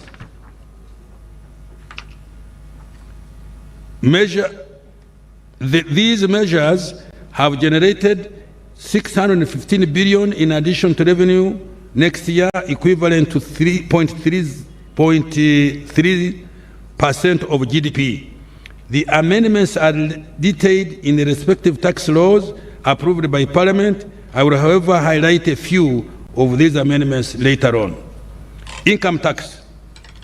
Madam Speaker, the Income Tax Act has been amended to allow taxpayers who obtain credit facilities from SACCOs, non-deposit-taking microfinance institutions, self-help groups, and community-based microfinance institutions to deduct the entire interest on loans from these institutions as a business expense while determining their taxable income. This is the practice for taxpayers borrowing from commercial banks and microfinance institutions. The objective of this measure is to extend this benefit to borrowers of microfinance institutions and money lenders. This will support low-income individuals and groups to enable them access financial services and improve profitability and survival rate of the SMEs. Madam Speaker, in addition to withholding tax of 10%, Madam Speaker, in addition, a withholding tax of 10% has been imposed on commissions paid to agent bankers to equalize their tax treatment with other agents operating similar businesses, such as mobile money agents. Value-added tax. Madam Speaker, the VAT Act has been amended to 1. Exempt the supply of concentrates and seed cake from VAT to incentivize local manufacturing of animal feeds and premixes. 2. Allow non-resident taxpayers to file returns and pay tax in United dollars to facilitate compliance of non-resident taxpayers operating in Uganda. 3. Require foreign remote providers of electronic goods and services to account for VAT on goods and services sold in Uganda, so as to bring e-commerce transactions into the tax system. In addition, the scope of electronic services on which VAT is applicable has been expanded to include, among others, films, games of chance, advertising platforms, streamlining platforms, cab-hailing services, cloud storage, and data warehousing. Excise Duty Act Amendment. Madam Speaker, the Excise Duty Act has been amended to remove the excise duty of $9 per minute on incoming international calls originating from the United Republic of Tanzania. This will include Tanzania in the one area network comprising the other East African Community member states. Phone users in East African Community will now be able to make and receive calls at local rates regardless of their location within the one network area. Madam Speaker, the size of investment capital required for an investor to benefit from excise duty exemption on construction materials has been reduced from $5 million to $50 million for Uganda nationals. Foreign investors will be required to have investment capital of at least $50 million in order to benefit from this exemption. In order to deter undervaluation, excise duty on mineral water, bottled water, and other waters purposely for drinking has been imposed at 10% or $75 per litre, whichever is higher. The Excise Duty Act has also been amended to clarify the taxation of spirits for human consumption on one hand, and the exemption from excise duty of spirits used as raw materials for the production of disinfectants and sanitizers. Tax Procedure Code and Amendment. Madam Speaker, the Tax Procedure Code Act has been amended to waive any interest and penalty on tax arrears outstanding as of 30th June 2023 in order to address requests from taxpayers who have cited the hardships caused by the COVID-19 lockdown. This provision is, however, limited to taxpayers who come out and pay by 31st December 2023. Where the taxpayer pays part of the principal tax outstanding by the deadline, the payment of interest and penalty shall be waived on a pro rata basis. After that date, URA will decisively enforce recovery of all taxes and penalties. Ratification of the Convention of the Mutual Administrative Act Assistance in Tax Matters Implementation Act. Madam Speaker, Parliament has enacted a Convention on Mutual Administrative Assistance in Tax Matters Implementation Act 2023. This is to increase cooperation among tax authorities in participating countries to tackle tax avoidance and cross-border tax evasion. This will assist URA to receive correct information to deter illicit financial transactions where the country is estimated to lose revenue amounting to shillings 300 to 500 billion annually. Tax administration reforms. Madam Speaker, sustainable revenue collection requires efficiency in the management and administration of the tax system. The following measures will be undertaken. 1. Strengthening the taxpayer register expansion program framework, which is a collaboration between Uganda Revenue Authority, Uganda Registration Services Bureau, Kampala Capital City Authority, and the Ministry of Local Government in revenue collection. This framework targets to improve the environment for business formalization and growth. 2. Supporting local governments to enhance their revenue effort, including using electronic systems. 3. Undertaking VAT field audits, complex audits, and strengthening data recovery. 4. Leveraging ICT to analyze the data and integrating with other government systems to properly identify the taxable transactions and taxpayers. 5. Improving taxpayer awareness to know their rights and obligations and enhance stakeholder engagements. 6. Continuing tax education and awareness intervention across regions, sectors, and gender. 7. Further strengthening of URA staff compliance to procedures, guidelines, and standards to curb corruption tendencies and minimize revenue leakages, including staff deployment in areas with highest risk for revenue collection. 8. Utilizing the alternative dispute resolution mechanism by negotiating with the taxpayers for settlement of tax disputes out of the court system to avoid delays in the resolution of tax disputes. 9. Using ICT systems such as electronic fiscal receipting and evidencing system, electronic fiscal devices, and the digital tracking system, tax stamps, and rental tax solution, and the telecom sector activities. 10. Continuing the outgoing integrity drive to combat corruption Let me repeat this. Continuing the ongoing integrity drive to combat corruption and other vices essential for improving revenue collection. 11, intensifying the surveillance of wider coverage of porous borders to curb smuggling through extensive intelligence-focused operations supported by use of drones and body cameras. Strengthening regional integration and trade. Madam Speaker, budget consultations with our regional ministers of finance were held on 8th to 12th May 2023 in Arusha, Tanzania, and agreed to make some changes in the East African taxation structure.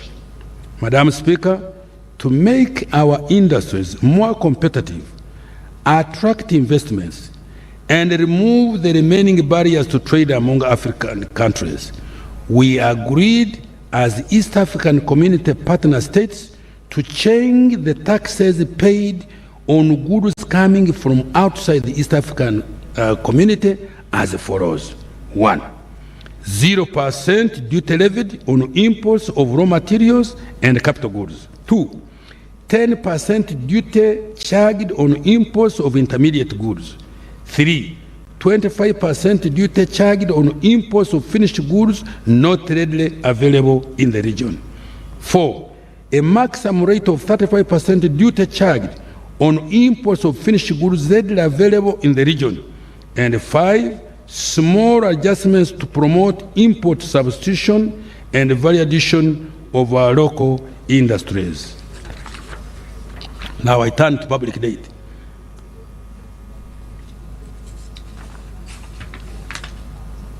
Madam Speaker, Uganda's public debt stood at shillings 80.2 trillion, equivalent to 21.7 US dollars billion as at the end of December 2022. Of this amount, external debt was shillings 47.9 trillion, equivalent to 12.9 US dollars billion, while domestic debt was 33.4 trillion Uganda shillings, equivalent to US dollars 8.9 billion. Public debt is projected at shillings 88.9 trillion, equivalent to 23.7 US dollars billion by 30th June 2023. In nominal terms, Uganda's debt to GDP is projected to drop to 48.2% this financial year ending this month, from 48.6% at the end of June 2022. The reduction is due to the government commitment to debt sustainability. This is slightly below the government policy target of not more than 50% of GDP, and also below the 52.4 threshold provided for in the Charter of Fiscal Responsibility as at the end of financial year 23-24. Madam Speaker, the debt service to domestic revenue is projected at 34.1% for the financial year ending June, compared to 30.6% in the previous year. The increase in debt service cost was due to external commercial and domestic borrowing. This takes away money from the budget, which would have funded other government priorities such as health and education. Debt sustainability. Madam Speaker, to maintain debt sustainability, government will work to 1. Ensure effective implementation of the domestic revenue mobilization strategy to boost the capacity to increase domestic revenue collection. 2. Reduce expenditure in areas of lower priority in order to support fiscal consolidation. 3. Access new sources of financing, including climate and green financing, leveraging private equity for infrastructure investment and scaling up public-private partnerships, and leverage non-traditional innovative funding structures and identifying appropriate credit enhancement mechanisms.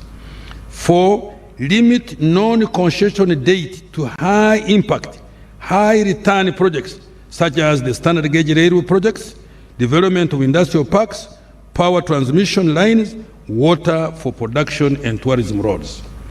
5, reduce domestic borrowing. Measures to deepen the debt market. Madam Speaker, my ministry has been working with the Bank of Uganda to reform the domestic capital market and make it more competitive. These reforms include rolling out of the use of a mobile money platform for investing in government treasury bill and bonds to broaden the investor base by enabling ordinary Ugandans to participate, increase competition, and reduce the cost of borrowing. 2, finalize a framework for creating new and innovative government bonds to finance the budget, including infrastructure bond for financing infrastructure projects, green bonds for financing climate-smart projects, Sukuku bonds for integrating development finance based on Islamic banking principles, among others. Madam Speaker, the draft bills to operationalize Islamic banking in Uganda are ready for submission to Parliament. I urge Parliament to expedite the enactment to allow the private sector to access this source of funding. Resource envelope for financial year 23-24. Madam Speaker, the resource envelope for financial year 23-24 amounts to shillings 52.7 trillion as detailed below. 1. Domestic revenue amounts to 29.7 trillion, of which 27.4 trillion will be tax revenue, and the 2.3 trillion will be non-tax revenue. 2. Domestic borrowing amounts to 3.2 trillion. 3. Budget support accounts for, budget support 2.8 trillion. 4. External financing for projects amounting to shillings 8.3 trillion, of which 3.0 Uganda shilling trillion is from grants and shillings 5.3 trillion is from loans. 5. Appropriation in aid collected by local governments amount to shillings 287 billion. Domestic debt refinancing will amount to shillings 8.4 trillion. 7. Other financing shillings 222.0 billion. Madam Speaker, total expenditure will be 52.7 trillion. Wages and salaries will amount to 7.3 trillion, and non-wage recurrent expenditure 13.5 trillion. Government of Uganda development expenditure amounts to 6.1 trillion, and external project supporting financing is 8.3 trillion Uganda shillings. Areas worth 215.8 billion will be settled. Appropriation aid shillings 287 billion have been provided for. External debt repayment amounting to shillings 2.6 trillion and interest payment of shillings 6.1 trillion will be made. Domestic debt financing amounting to 8.4 trillion. Madam Speaker, I have attached the details of the resource envelope and other allocations for financial year 23-24. I conclude. Madam Speaker, this budget is dedicated to the Ugandans who are currently not in the money economy. Let me repeat. Madam Speaker, this budget is dedicated to those Ugandans who are currently not in the money economy. To those individuals and households whose income per year is below 20 million shillings. They have now the opportunity to utilize the support that the NRM government has provided under the parish development model, the MIOGA, and other government initiatives. This budget supports taxpayers who are recovering from the after effect COVID-19. For industrialists and entrepreneurs. It improves the environment within which you are operating. It aims to lower the cost of doing business, reduce the time spent transporting goods, including agricultural produce from farm to markets. It also ensures that what you produce and manufacture is competitive in the region and global export markets. This budget supports the transformation from a raw material-based economy to a manufacturing and knowledge-based economy. It therefore promotes value addition, business growth, and job creation for the youth, women, and all Ugandans. It is a budget that provides opportunity for every Ugandan to have a stake in this economy. I therefore dedicate this budget to those Ugandans who are working hard day and night to expand and modernize our economy and our country. I beg to move, Madam Speaker. Thank you so much, Honorable Kasaija, Minister of Finance. Just a slight correction. On resource envelope for financial year 2023-2024, and this is for our Hansard. Other financing is 229.0 billion, not 222. Just a slight correction. Then on the public debt, stock is 80.8 trillion. Not 80.2. That is what is on your record. So the Hansard should be corrected. Yeah. Then on the issue of the loan which Uganda intergovernmental fiscal transfers, that is phase 2. Then Uganda Secondary School Expansion Project. These loans were approved in 2021. And what is delaying the implementation is the acquisition of ownership of land. One of the conditions that was given is that the schools must give ownership. There should be evidence of ownership. So we request local government and central government to ensure that there is ownership of this land for implementation of the loan. Otherwise, we are already paying the interest. The other issue is on, I had members heckle on the issue of the standard gauge railway. The standard gauge railway, a loan was passed in 2021 by Parliament and was returned in 2023 after change of term of borrowing. The terms of borrowing were changed, so the loan is still with the Committee of National Economy. The standard gauge railway is not completed. The meter gauge railway. The meter gauge railway is not completed, so it is not correct that it is completed. Thank you. Thank you very much, Madam Speaker. Some of these statements were made in anticipation that as soon as we resume Parliament, action will be taken, because they are now being added on the budget of the coming year, Madam Speaker. But where the record is inconsistent with yours, first of all, I will apologize, but I will go and check with my team and see where the mistake is, and I will go for you that in writing. Thank you. Thank you so much, Honorable Minister, for the report. And I want to congratulate you. Thank you. Honorable members and distinguished guests, as I said before, that the President is attending virtually and would love to make his remarks on his budget.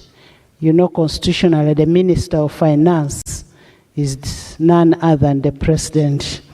I now want to take this opportunity to invite His Excellency the President to make his remarks and crown the budget speech. Your Excellency, you're most welcome. kindly address Parliament and by extension the nation. Minister of Finance is the President. To invite and crown the budget speech. Your Excellency, you're most welcome. Kindly address Parliament and the Right by Honourable the Prime nation. Minister, all the other leaders of the state and the party, their highnesses, the cultural leaders, ladies and gentlemen. I thank the Minister of Finance for reading the budget on my behalf. Prime Minister, all the other, as I told you, leaders of the State of the Nation address, and the party, and as the Minister told you, their highnesses, a little while ago, the cultural leaders, our economy, ladies and gentlemen, be US dollars. I thank the Minister of Finance for reading the budget on my behalf at the end of the coming financial year. As I told you, this would mean the State of the Nation address that our economy, and as the Minister have grown, told you a little while ago, 37 times. Our economy, it has increased US $37 times in size, 65 compared to Uganda's economy, 2 billion of 19 at the end of the coming financial year. Therefore, this would mean we have done a good job at our economy on the 3 tasks. We have grown. This task should be clear to all of you. It has increased 37 times in size in running public affairs compared to Uganda economy. Otherwise, you will make a lot of mistakes. The 3 tasks, therefore, are we have done a good job, what we called minimum economic recovery. This task should be clear to what we set out to do in 1987. Who get involved? Minimum in running public affairs, number 1. Otherwise, you will make a lot of mistakes. Expansion, the 3 sectors that had recovered are those sectors which had recovered. Minimum to economic recovery. And 3, that is what we set out, diversification in 1987. From the original narrow spectrum economic recovery, number 1. The colonial times of the 3 C's and 3 T's. Expansion of the sectors. Remember, I have told you that had recovered. About that economy, those sectors which had recovered of the colonial times, expand them. Of the 3 C's and the 3 T's. Diversification, the 3 C's being cotton, from the original coffee and copper, narrow spectrum being tobacco, tourism, of the colonial times, and the 3 C's and 3 T's. So therefore, you remember I have told you many times about that economy we restored of the colonial times economy which had been destroyed. The 3 C's and the 3 T's. That is what we call the minimum recovery. Being cotton, coffee, and copper. Secondly, we expanded T's being tobacco, that's tourism, small economy, and tea. That's why, for instance, you hear. So therefore, that coffee, number 1, which was 2 million bags, we restored, is now 9 million bags being destroyed. That is what we call the minimum recovery. 3 million kilograms. Secondly, we expanded, is now 60 million kilograms, small economy. So, number 1, that's why, for instance, you hear recovery. That coffee, number 2, which was 2 million bags, expansion. Number 3, now 9 million bags. Diversification. Tea from the original 3 million kilograms of the 3 C's and 3 T's to many more is now 60 million products. Such as what? So, number 1, fish recovery, dying of old age in Lake Victoria here. But now we have something like, at one time we had gone to 22 factories, but now I think we have like 12 factories of fish. Maize was just for roasting on the roadside. People didn't know that maize was money. But now maize, in fact, they used to make a distinction between what they call cash crop and food crop. And food crop was supposed not to be cash crop. So maize was cash crop, was food crop, not cash crop. It is now both. Bananas, milk, that's how my tribe had been left out of the money economy by the colonial people. Milk was just for drinking and making the Banyankole women very fat. But it was not a source of money. For money, for milk of selling in the towns, it was coming either from abroad or from Kenya, KCC. Beef, cocoa, beans, gold, etc. All these have now been added. So therefore, clearly, minimum recovery, expansion, diversification should be clear to all of you who talk so much about some of these things. Those are the three tasks. But we also added a fourth task, the knowledge economy.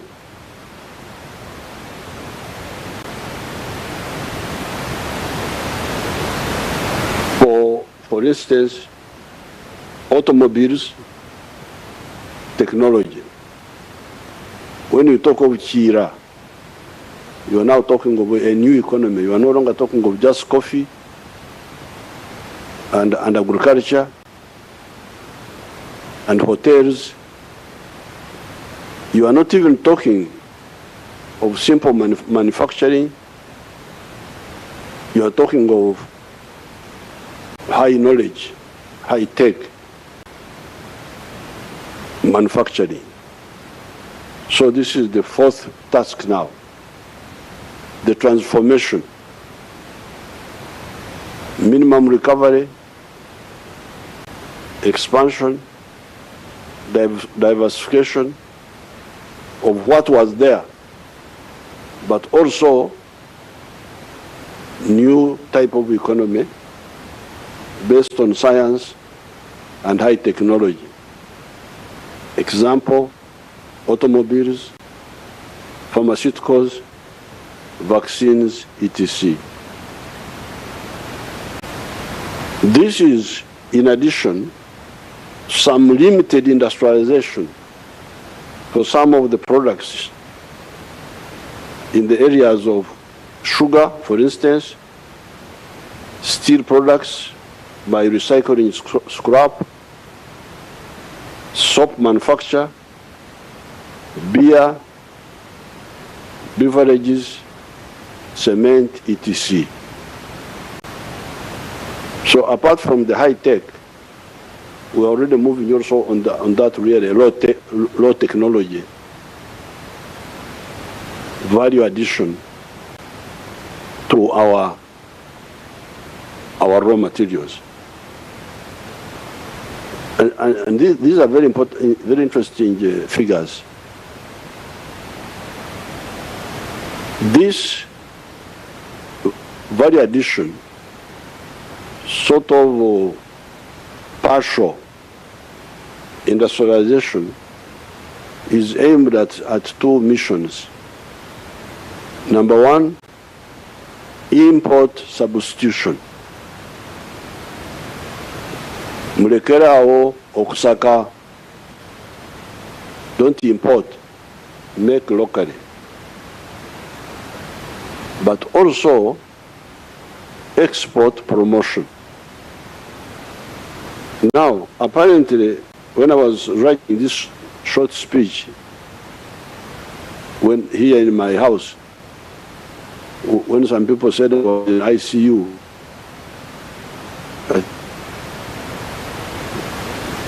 because it allows me to do one or two things, assisted by my comrade, Mama Janet, who is here, from a distance, as you can see, safe distance.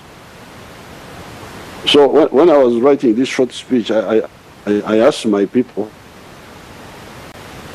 to cross-check these figures, but because if they are true, they are very interesting. The import substitution value of these industrial products, these small industry, for all these sabuni, those low industry. The import substitution value of these industrial products is about US dollars 3.6 billion. I didn't know that these small factories of Mitayimbwa, soap, all these our little factories, that they are saving us a figure of $3.6 billion, which we would have to look for if we are still importing them. But they are also apparently bringing into the country as export earnings US dollars 1.6 billion.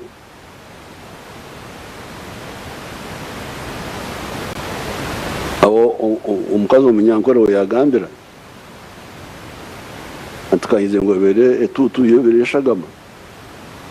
There was this munyankore woman who was catching locusts. You know, the other time when you had a problem of locusts, when they were threatening us, many people did not know that some of the Ugandans were not happy with me because I killed the locusts quickly. But some of the Ugandans who eat the locusts, they said, this man has spoiled our food. He should have allowed us to deal with these locusts. NCJ. They used to catch them and eat them.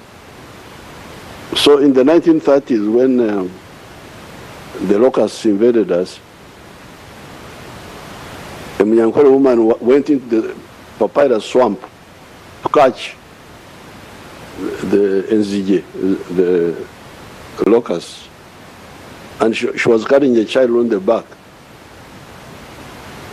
And she was so excited with catching the locusts. Those papyrus plants sometimes can be very sharp if they are broken. So the papyrus fragment cut the throat of the child at the back, and the woman had a warm liquid, and she thought it was sweat. But when she finished catching the locusts and said, I thought it was sweat. Bidiyo, Evereshagama. It has turned out to be blood. So, me, I didn't know that the little work we were doing, I thought it was sweat, but apparently it is blood. It is something serious. We are saving you 3.6 billion import substitution and earning for you $1.6 billion from the exports of now no longer just coffee and so on and these other things, but industrial products. That's really, I was very happy to get that figure. However, the big proportion of our economy is still a raw materials economy. So please, especially the NRM cadres, understand this very clearly.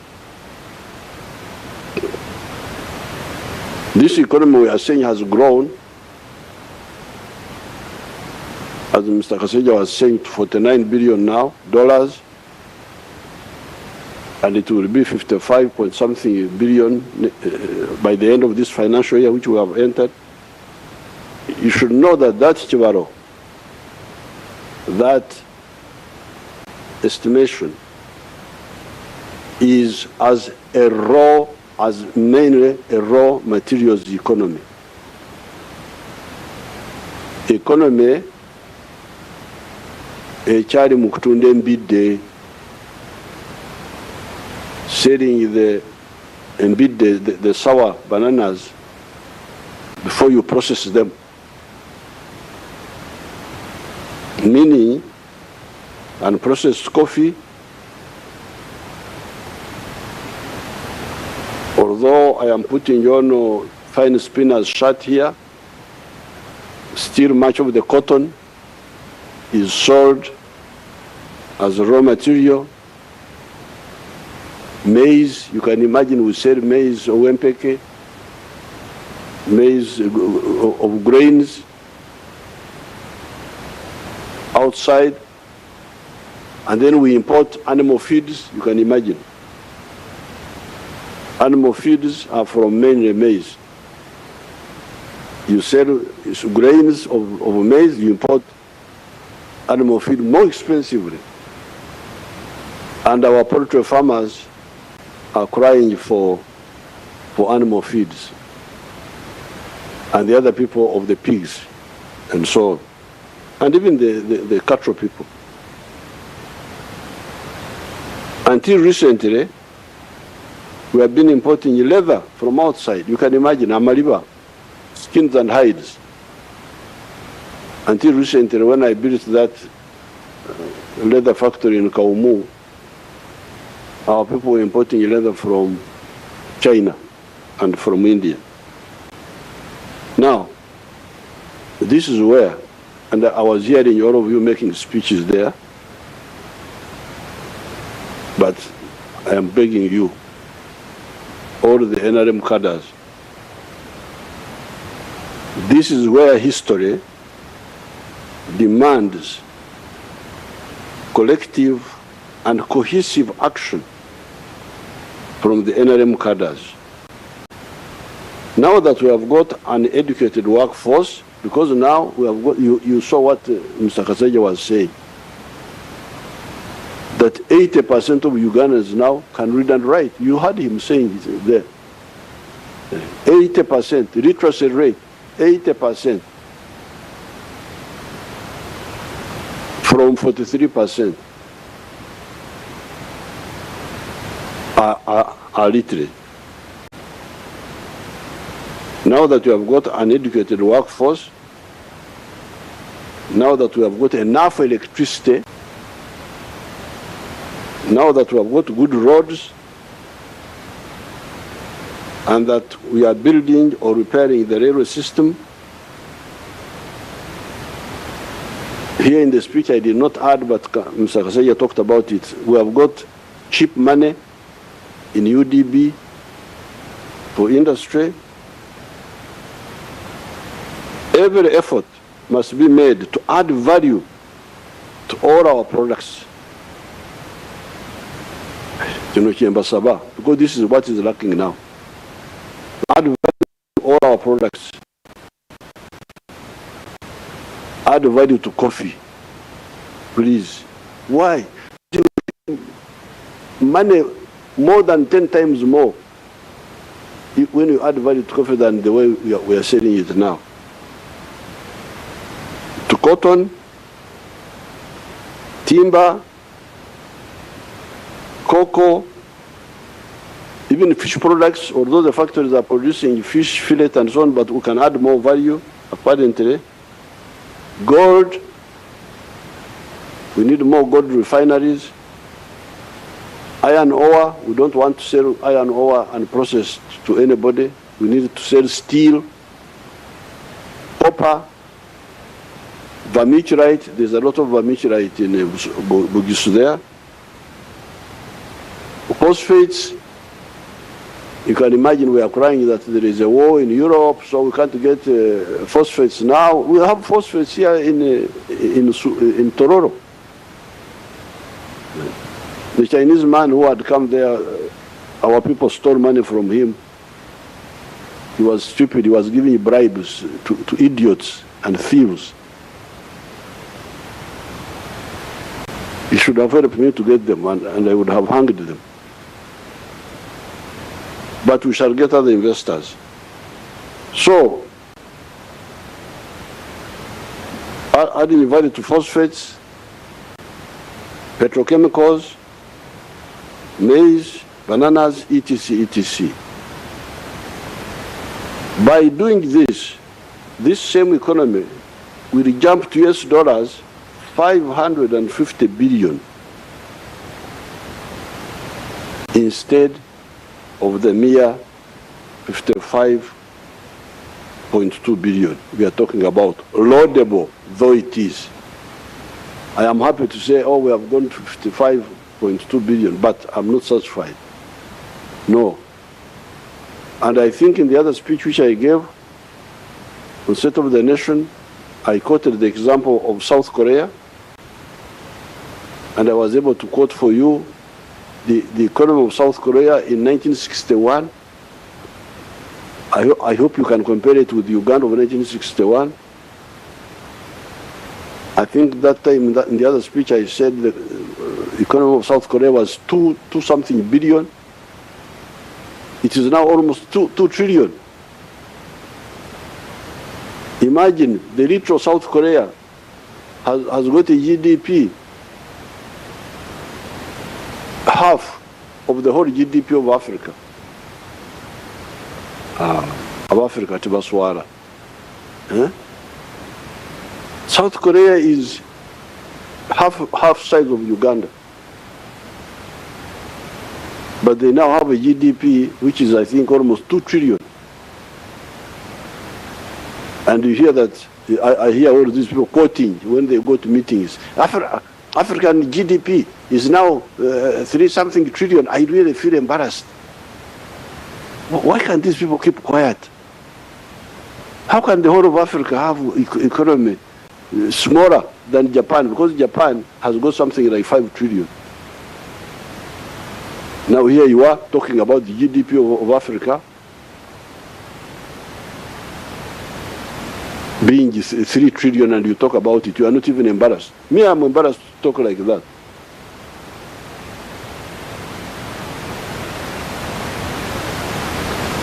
That's what I was telling the NRM MPs in Kyankwanzi.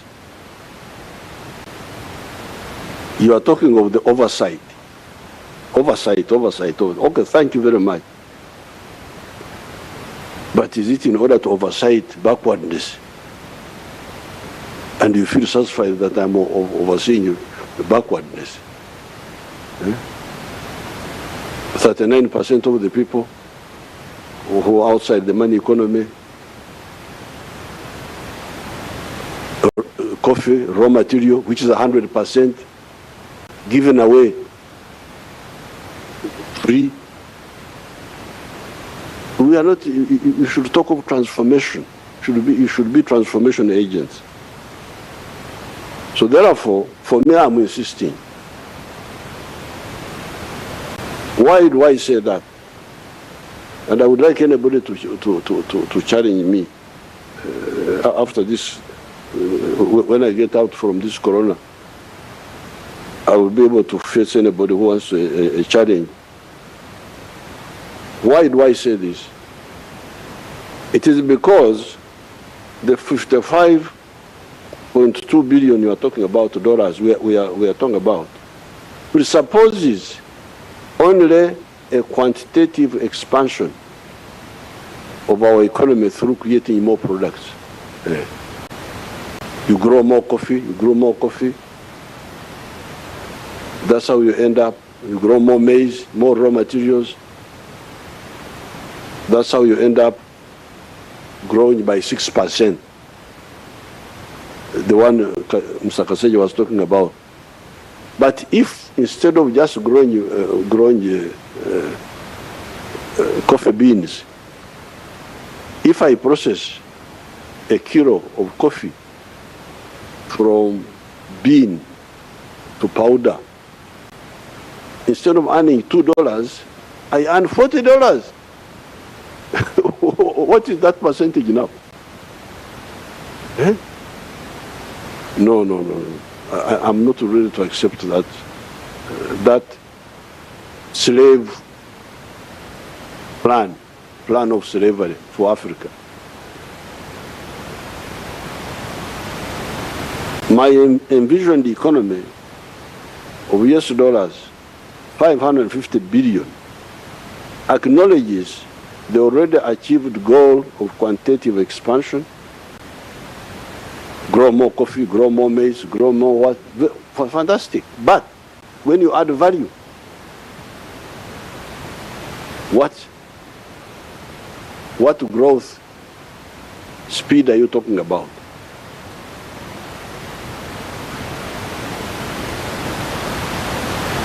But adds another element. My envisioned economy of the US dollars 550 billion acknowledges the already achieved goal of quantitative expansion, but adds another element of qualitative leap through value addition. That's what I'm talking about. That is not all, however. Remember, there are still 39% of our households that are still spectators instead of being part of the players. These are the Bakorele Chida Kyonka, teach me ichkeken, working only for the stomach. Here below is a report written for me by Major Agaba, one of our army officers, about one of our wealth creators, Nyakana of Rwengaju, near Fort Portal. This army officer wrote for me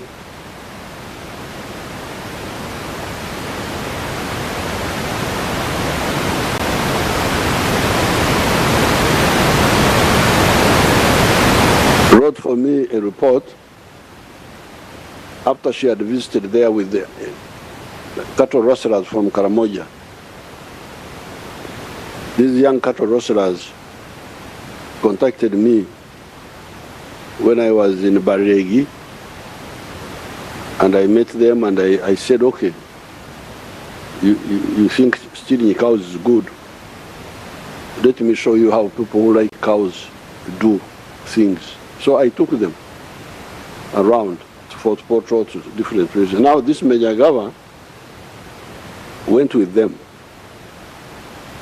to Fort Portal and other places. When she came back, she wrote this simple report. The farm, the Nyakana's farm, even today, I think another huge group of cattle rustlers are there. Mr. Nyakana's farm sits on 1.25 acres and does the following economic activities. Number one, zero grazing. It has a total number of 6 cows, out of which 5 are lactating. These 5 cows produce 116 liters of milk per day. A liter of milk in the area ranges between shillings 1,000 and 1,200. Earnings, he sells 100 liters per day and spends 40,000 per day on their feeding. So that is 100 liters times 1,000 shillings, that's 100,000 shillings, minus 40,000 shillings expenditure. So his daily net income from cows is 60,000. This is net now. He has removed the cost. So, daily, 60,000 times 30 days, 1.8 million a month, times 12 months, 21.6 million from milk on 1 acre, 1.25 acres. Then his other enterprise was poultry, is poultry. He has got 7,500 birds. This is the language, of course, I don't use myself, because I don't call enkoko are not enyonyi. This we are of foreigners which you copy. Enyonyi is enyonyi, enkoko is enkoko. You can't say enkoko is enyonyi. You must be mad. You can't be from Africa here. I've even had some people calling cows animals. Animals. I feel like fighting. You cannot call my cows animals. Ente is ente, enyamaishwa is enyamaishwa. So please, deal with your foreigners, but don't bring your confusion to us. But now, she's the one who wrote this, that Nyakana has got 7,500 birds, out of which 4,500 lay eggs. He collects 120 trays of eggs per day and sells each tray at 12,000 shillings. Earnings, 120 trays times 12,000 is 1.44 million per day. But feeding these hens, what they call birds, he spends 1 million for feeding the hens, and another 40,000 for labor costs. So out of the 1.44 minus 1 million for feeding, then minus 40,000 for labor costs, this therefore leaves him with 400,000 shillings as a daily net income from chicken.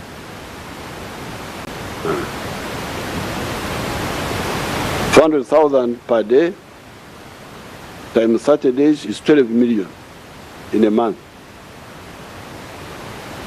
12 million times 12 months is 144 million net. This is somebody in the village. He has got net 21 million from milk, and now has got net 144 million from eggs. Then he also has feeds processing mini factory. He has feeds processing plant which produces feeds for cows and chicken and pigs. He also has got manure. He produces manure for his farm and also sells out to other people at shillings 600,000 per month. Then he produces also gas production. He produces a lot of gas from his farm and has plans of packing it in cylinders for sale. So I'm going to get Major Gaba's report, put it properly in a glass cover, and put it in the Uganda Museum. Not my own speech, no, but what Agaba wrote for me. Because I want history to come and see what I've been telling you. What you can do from 1.25 acres. Because I'm tired of talking. As if I want you to come and clean my house or look after my cows. So I'll put it in the museum. Not my speech as a whole, but this report by Major Gaba, because she wrote it very well. That's how I put it in this speech. Nyakana now employs 15 people on this 1.25 acre farm. Some time ago, I pointed out that if 7 million 1 acre farmers created a mere 10 jobs each, not Nyakana's 15, would create 70 million jobs, more than the population of Uganda.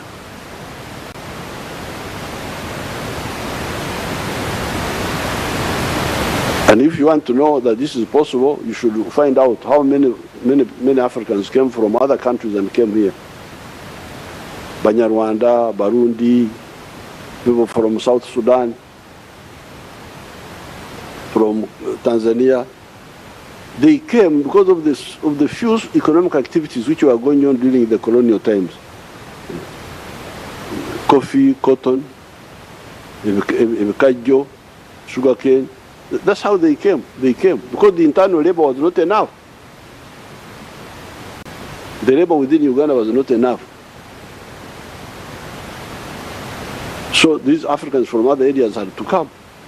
So even now, if we implement this, we shall have so many jobs that the Ugandans will not be enough.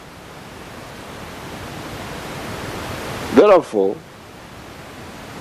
no games, please. No games, no delays, no corruption, no aloofness by leaders and officials in the issue of value addition, and no relenting on PDM and Emyoga. Uganda is unstoppable. Some people, when we tell them quietly, politely, they don't seem to get it.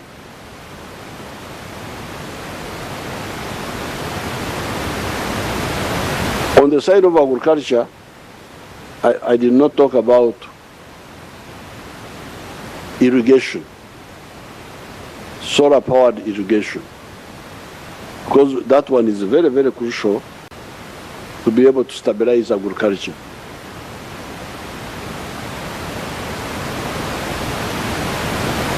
You had your budget, Ugandans, of Uganda shillings 52 trillion. While I support that budget because there is no other solution in the short run, it is important to know. Honorable Kasaija talked about it, but it should be highlighted. To know that shilling 17 trillion of that budget is to pay debts. He talked about it towards the end of his speech. He talked about it, but it should be highlighted. The 52 trillion we are talking about, 17 trillion of it is to pay debts. Amawanja. Many of these debts were being pushed by the neo-colonial public servants until recently, when I put down my foot and insisted on approving every loan. That's why you hear that these loans take time now to be approved, because I insisted I must approve of every loan, external loan. Because all this money was not worth borrowing. If you audit it, it was not borrowed for a good purpose.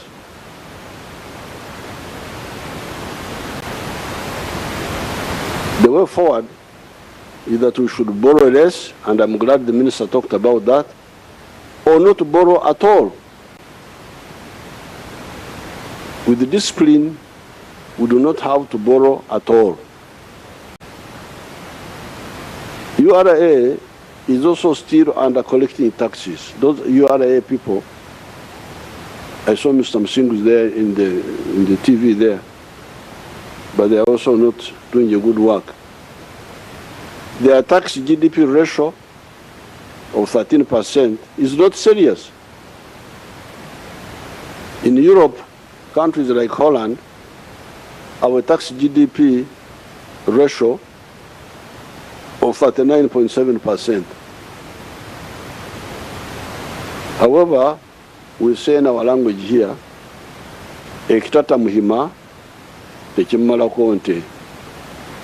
When a cattle keeper still has life, he will get new cows, even if the old ones died. We shall learn from the mistakes of the past and perform better. Now, what I want the NRM cadres to understand is that in order to do the industrialization I talked about, we don't have to use government money. The government money has already been used on the basics, infrastructure, security, and so on. The strategy is to handle well the private sector. Private sector can help us industrialize our country, provided we handle them well. I want to thank all the Ugandans who have been praying for me. I've been watching you praying for me at the National Chairman's office, Babaranda and Hadija Muzukuru, praying in All Saints Church, praying in signing the board here near the gate, and all the others who have been wishing me good luck. I appreciate really. It's good to know that I am not as bad as some people try to make me, and that there are Ugandans who appreciate. I also want to congratulate our people in Bukedea. What Right Honorable Speaker spoke about, I was following our guard there, a call, was elected as chairperson with a big majority after the death of the chairman, who was also NRM. I congratulate all those who are involved. I congratulate Right Honorable Anita Mong, because she helped us a lot. It's not illegal for a speaker to have a clan. Is it in the constitution that a speaker must have no clan, including a political clan? So if it's not unconstitutional, then I want to salute her. And the NRM people who stood down, because there were NRM people who stood down for our call. So I thank you, and I wish everybody good luck. Next time when I come on the TV, I will talk about Corona, because now I am an expert, and I'm also a veteran of Corona. So you count me among the veterans. Thank you very much. Thank you so much, Your Excellency, for successfully delivering the budget speech and crowning it. I want to reiterate our commitment as legislature that we will do our work as enshrined in the Constitution and mindful of the money economy. We'll do what all it takes, but mindful of the money economy, and we'll always ensure that there is value for money. We will not allow anything else but value for money for us to increase money in the economy. Thank you so much for us to be able to get what we want. Thank you. Adjournment. I want to once again thank the President of the Republic of Uganda and all the dignitaries that were invited and have attended this very special function. In a very special way, I want to thank Mama Janet Museveni for taking good care of our president. We want to thank you so much, and we keep praying for you and the family, and we wish our president a very fast recovery. We want you out there to do work for this country. We are adjourning the House to Tuesday at 2 p.m., 20th June 2023. The anthems.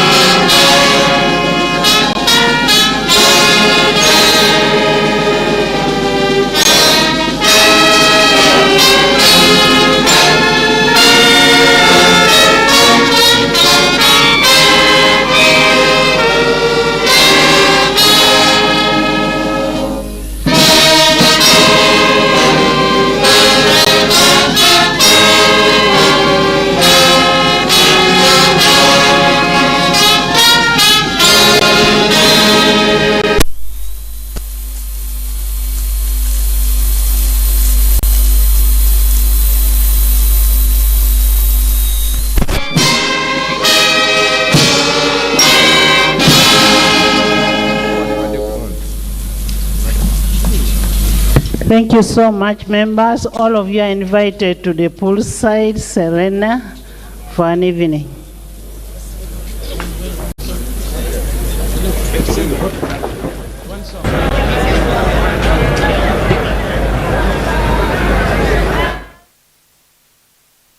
Weewaawo twogongera okwaniriza gwena omulabi waffe eyo yebadde embalirira y'omwaka 2023-2024 ng'ebadde wali ku kisaawe ekkololo omukulembeze w'eggwanga Yoweri Kaguta Museveni ate naye asobodde okwogerako eri eggwanga nga ayita ku mukutu ogwa Zoom era embalirira eno agigoberedde bulungi nnyo okuva gye yatandikidde paka gye komerekezeddwa.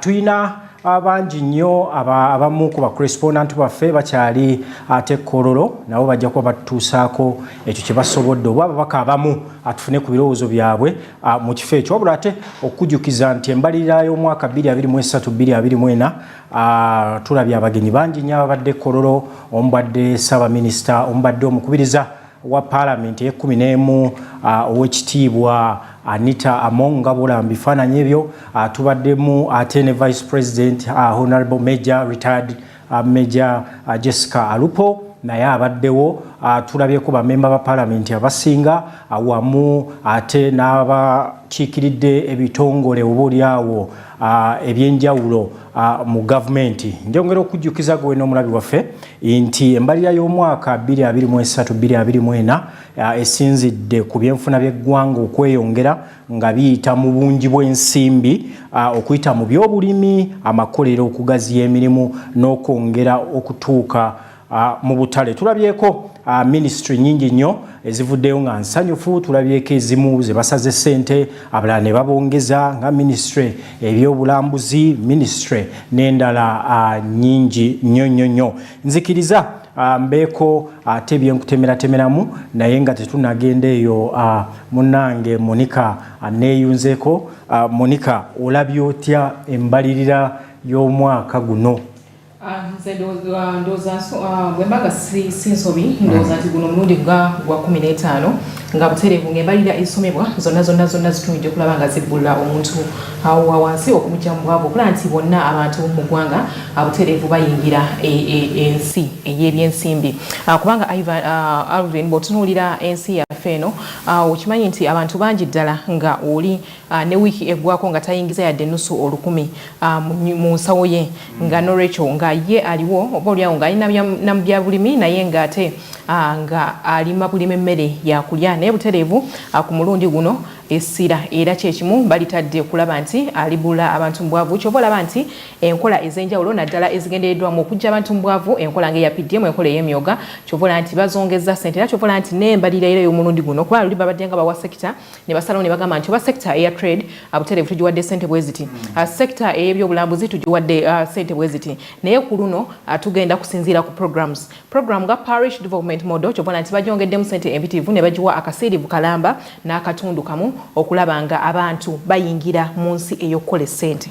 Weewaawo ku nsonga eyo ennyininyini eya parish development model nsuubira nti bajja kwongera n'okutereezaamu kubanga waliwo okwemulugunya kungi naddala abo bonna abaagala okwenogera ku nsimbi zino okulaba nga abasiteeka oba olya mu bizinesi zaabwe nto naddala wano mu Kampala wakati baga nti babasaba nnyo ebipimo by'ettaka nga baga tetumanyi oba ssente zajja kuyamba alima oba zajja kuyamba omuntu owa wansi atasobola kwetuusaako kyakulya mu lunaku. Ekyamazima truth to be told nze ndowooza nti ssente zino parish development model nkola nnungi nnyo era singa nga bwe kiri ku mpapula singa bwe kiba kiteekeddwa mu nkola nnungi ddala era esobola okugira ddala bannayuganda mu bwavu naye obuzibu obuliwo buli bumu nti abantu buli omu waali asikazza wuwe abantu bangi abaweereddwa ssente we twogerera nina mukwano gwange ali mu bitundu ebyerugazi yaŋŋamba waliwo omulundi lwe nakyaza wano omwami Kabanda naye yaŋŋamba feno ne ssente twazifuna ne mubuuza ssente mwazifuna kituufu mwebale kirungi mukama yeebale naye ssente muzikozesezza mutya naŋŋamba nti ekizibu ye kyalabye mu bitundu ebyo bya Lugazi Buyukwe kuba ate ekirungi nti namukulembeze yaŋŋamba nti ekibi ekiriwo nti abantu bano baweereddwa ssente naye ng'ekyamazima amatuufu tebannaba kugulwa bwongo era nangamba nti abantu bali eno bagamba nti President Museveni atusiimye olw'okumuwa akalulu mu mwaka gwa 2021 naye ate nga si bwe kiri nti zino ssente zaakuzibwayo n'olwekyo omuntu bw'atandika bw'atyo nti atusiimye kubanga suubira nti wali agenda mu banka najja looni n'agamba nti banka gundi ensiimye oba n'agenda mu sako neyeewola ssente n'agamba nti sako gundi ensiimye of course ozijjayo ng'okimanyi bulungi nnyo nti ssente olina okuzizzaayo naye omuntu waddawo n'agamba nti ku mulundi guno president atujjukidde atusiimye nedda ekitegeeza nti aba tagenda kukola ekyo kyennyini kyalina kukola ate n'ensonga endala eriwo nti abantu era still bw'otunula omanyi waliwo theory mu economics egamba nti development is initiated within kitegeeza ki nti tosobola keera ku makya n'ogenda mu banka n'ogamba nti ogenze kwewolayo ssente otandikewo edduuka eritunda amasuuti Alvin ekyo nno kikyamu era abantu abakikwesaano mu Uganda era ndowooza nti tebasucceedinga oli n'agakeera bukezi n'agamba nti kaakati njagala okutandikawo business bwenti naye kangende mu banka gundi oba sako gundi neewole ssente nsobole okutandikawo ekyo nno kikyamu nti abantu balina okugenda okwewola ogenda okusituka nti kati kangende nfuneyo ku ssente mu sako bweti mu banka bweti Alvin ng'olina ky'oliko already nga tugambe nti otunda already empale otunda oba masaati so oyagala just kuboostinga kwekyo ekiriwo naye bw'okeera ku makya n'ogamba nti ogenze kwewola kutandika that's out kati kyekiri ku parish development model nti nkola nnungi ddala naye Alvin weewuunya omuntu atayingiza yadde ennusu 1,000 bwe ruti omwezi week actually neggwako nga ye talabye ku nnusu 1,000 bwe lufaanana nga awulira mpulire bw'aba nno ng'alina oluusi ne karedi yeewuwe nga tazirina okwata akakadde okamuwe abaana bali awo balina engoye za bituli ayagala naye okubeera kaafuneko ka radio naye abeerekawo awulirize NBS radio biki byeteekako awulize Smart FM yayayaana dda akwate kasimu gw'omuwadde akakadde kamu bwe kati ate nga Alvin okimanyi nnyo nti wetuuli wano akakadde k'essente kizibu bw'okeera wano ku makya n'ogamba nti ogenze kukasaasaanya ebintu obitwalira mu kaveera aka black ate nakatono nga kaweddewo actually osobola nozitwala ng'ozitwalidde ku mubiri osobola okugenda n'ogula buguzi kooti ng'ekkooti eri mu kakadde n'olwekyo awo wewali obuzibu nti development yandibadde egenda mu maaso ssente zino zandize nga zizze kwongera mu bwongezi bantu naye bw'ogamba nti omuntu atandike ku kakadde k'ensimbi nga n'ekonomi nga bweyimiridde ebyenfuna by'eggwanga bwe biyimiridde olabira ddala ddala nti wewali obuzibu mpozi n'ekirala era kyendowoozezaako nti budget eno ku mulundi guno esomeddwa naye egenza okusomebwa nga waliwo oba nkiyite nti ekitutaataaganyiza ekikyetweraliikiriza nga bannayuganda ffenna kubanga bw'otunulamu budget eno olaba nti ebitundu 55 ku 100 ku budget eno bigenda kuva mu bantu mu domestic revenue ekitegeeza nti URA yegenda okukuŋŋaanya ssente zino mu misolo wano jjukira nti bizinesi eziriwo ssaawa eno ezisasula emisolo ziri bizinesi zikola ebitundu 34 ku buli 100 bangi abalina bizinesi nga teziri formalized jo twadde tubyogerako wano ne tugamba nti bantu bangi abali mu makolero amatonotono naye nga tebalina amapula tebali formalized yobola nti n'essente zaabwe zaabalemerayo naye mukadde kano kati ebitundu 55 ku luno bigenda kuva mu domestic revenue binaawera nga n'ez'omwaka guno bwe tunatera okumalako bakuga nti tuzinaba kuwera ekirala ekiriwo ebitundu 45 bijja kuva mu development partners baffe mikwano gyaffe awamu n'okwewola naye ekyebuuzibwa nti ababadde batuwa banaatuwa nga etteeka erikugira obufumbo obw'ebikukujjo muzeeyi yaliteekako omukono kale bagamba olaba saakasi naye ekinsanyudde nti butereevu minisita w'ebyensimbi honorable Matia Kasaija ye bw'asomye embalirira era awadde bannayuganda essuubi era nze nninze Uganda egenda okutandika ng'ennaku z'omwezi 1 Julayi ninze ebyenfuna by'eggwanga lino ebigenda okutandika ng'ennaku z'omwezi 1 Julayi sinza na kulinda era neesunze bwesunze okulaba bwe tugenda okubeera okutandika nga 1 Julayi tubeera essuubi ng'abannayuganda kubanga ate bw'otunuulira ku mukono guli omulala oba oludda olulala eggwanga lya China gye buvuddeko lyatusuubiza ne ligamba nti lyo teligenda tuteekako bbago lyonna ligenda kuyimira naffe mu byenfuna wadde nga amawanga amalala ag'abazungu gasazeewo ate agayimirize ensimbi eziyingira mu ggwanga wamu n'okuyimiriza puroguramu zaayo yo China ate yavaayo negamba nti ffe tulina mmwe abannayuganda kubanga tusize ensimbi nnyingi nnyo mu ggwanga lyammwe tuzimbye ebizimbe bingi ate tukoze ne bizinensi nnyingi nnyo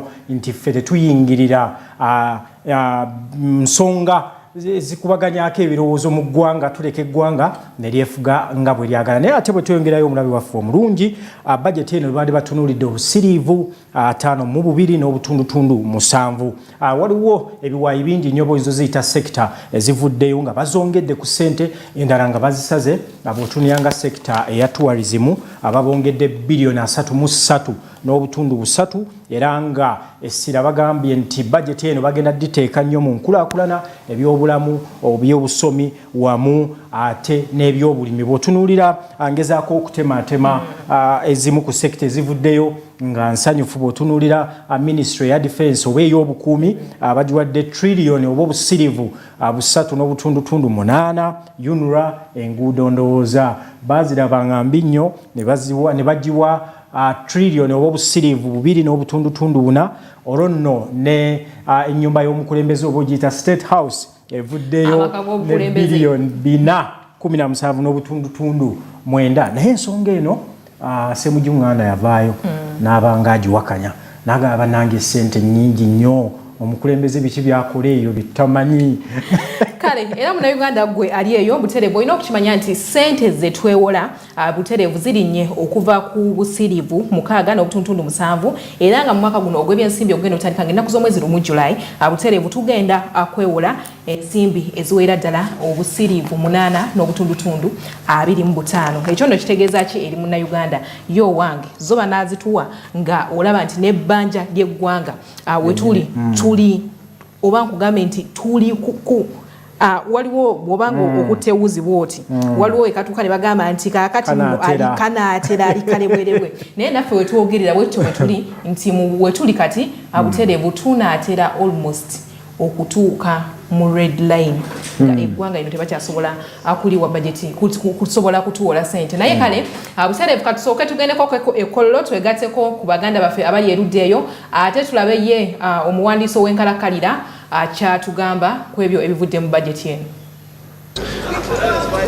A knighted man from the UK he couldn't be telling me lies that we have better roads in the countryside than the UK.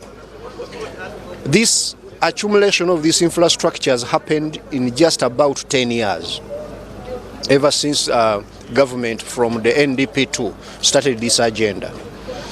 That definitely has provided a good foundation for us to go forward and build a competitive economy.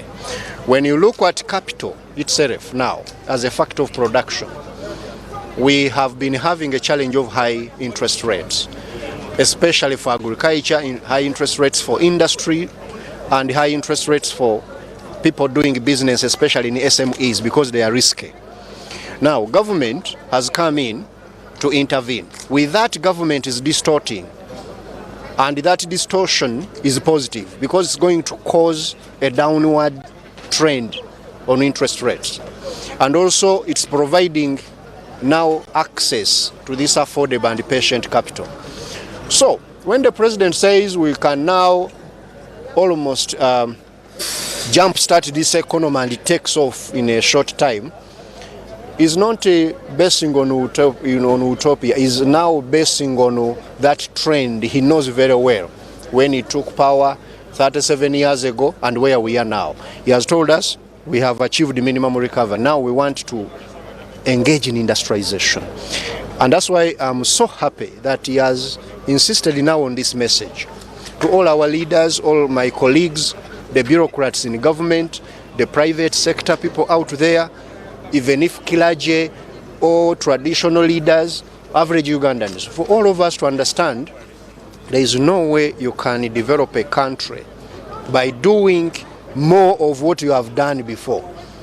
Countries are developed by industrialization and modernization of activities that people are engaged in. How are people spending their lives?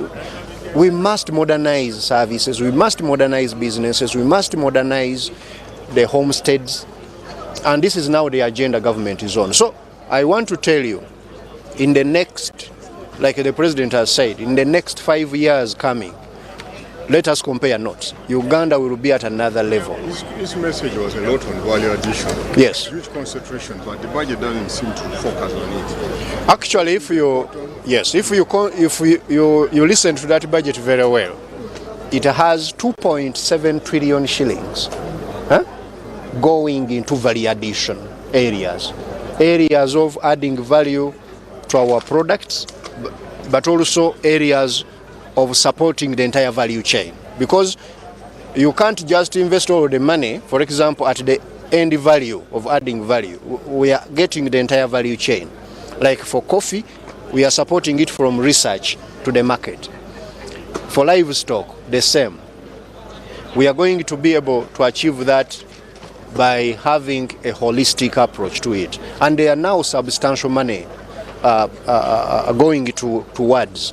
I want to challenge any Ugandan who has been following budgets for many years to go and check every word the ministers said now has money allocated to it, except those which are policy issues.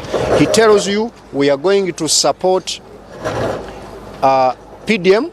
There is 1 trillion shillings on that. That money of PDM, by the way, we got it from the budget itself last year, and now we are multiplying it every year. We never borrowed even a coin.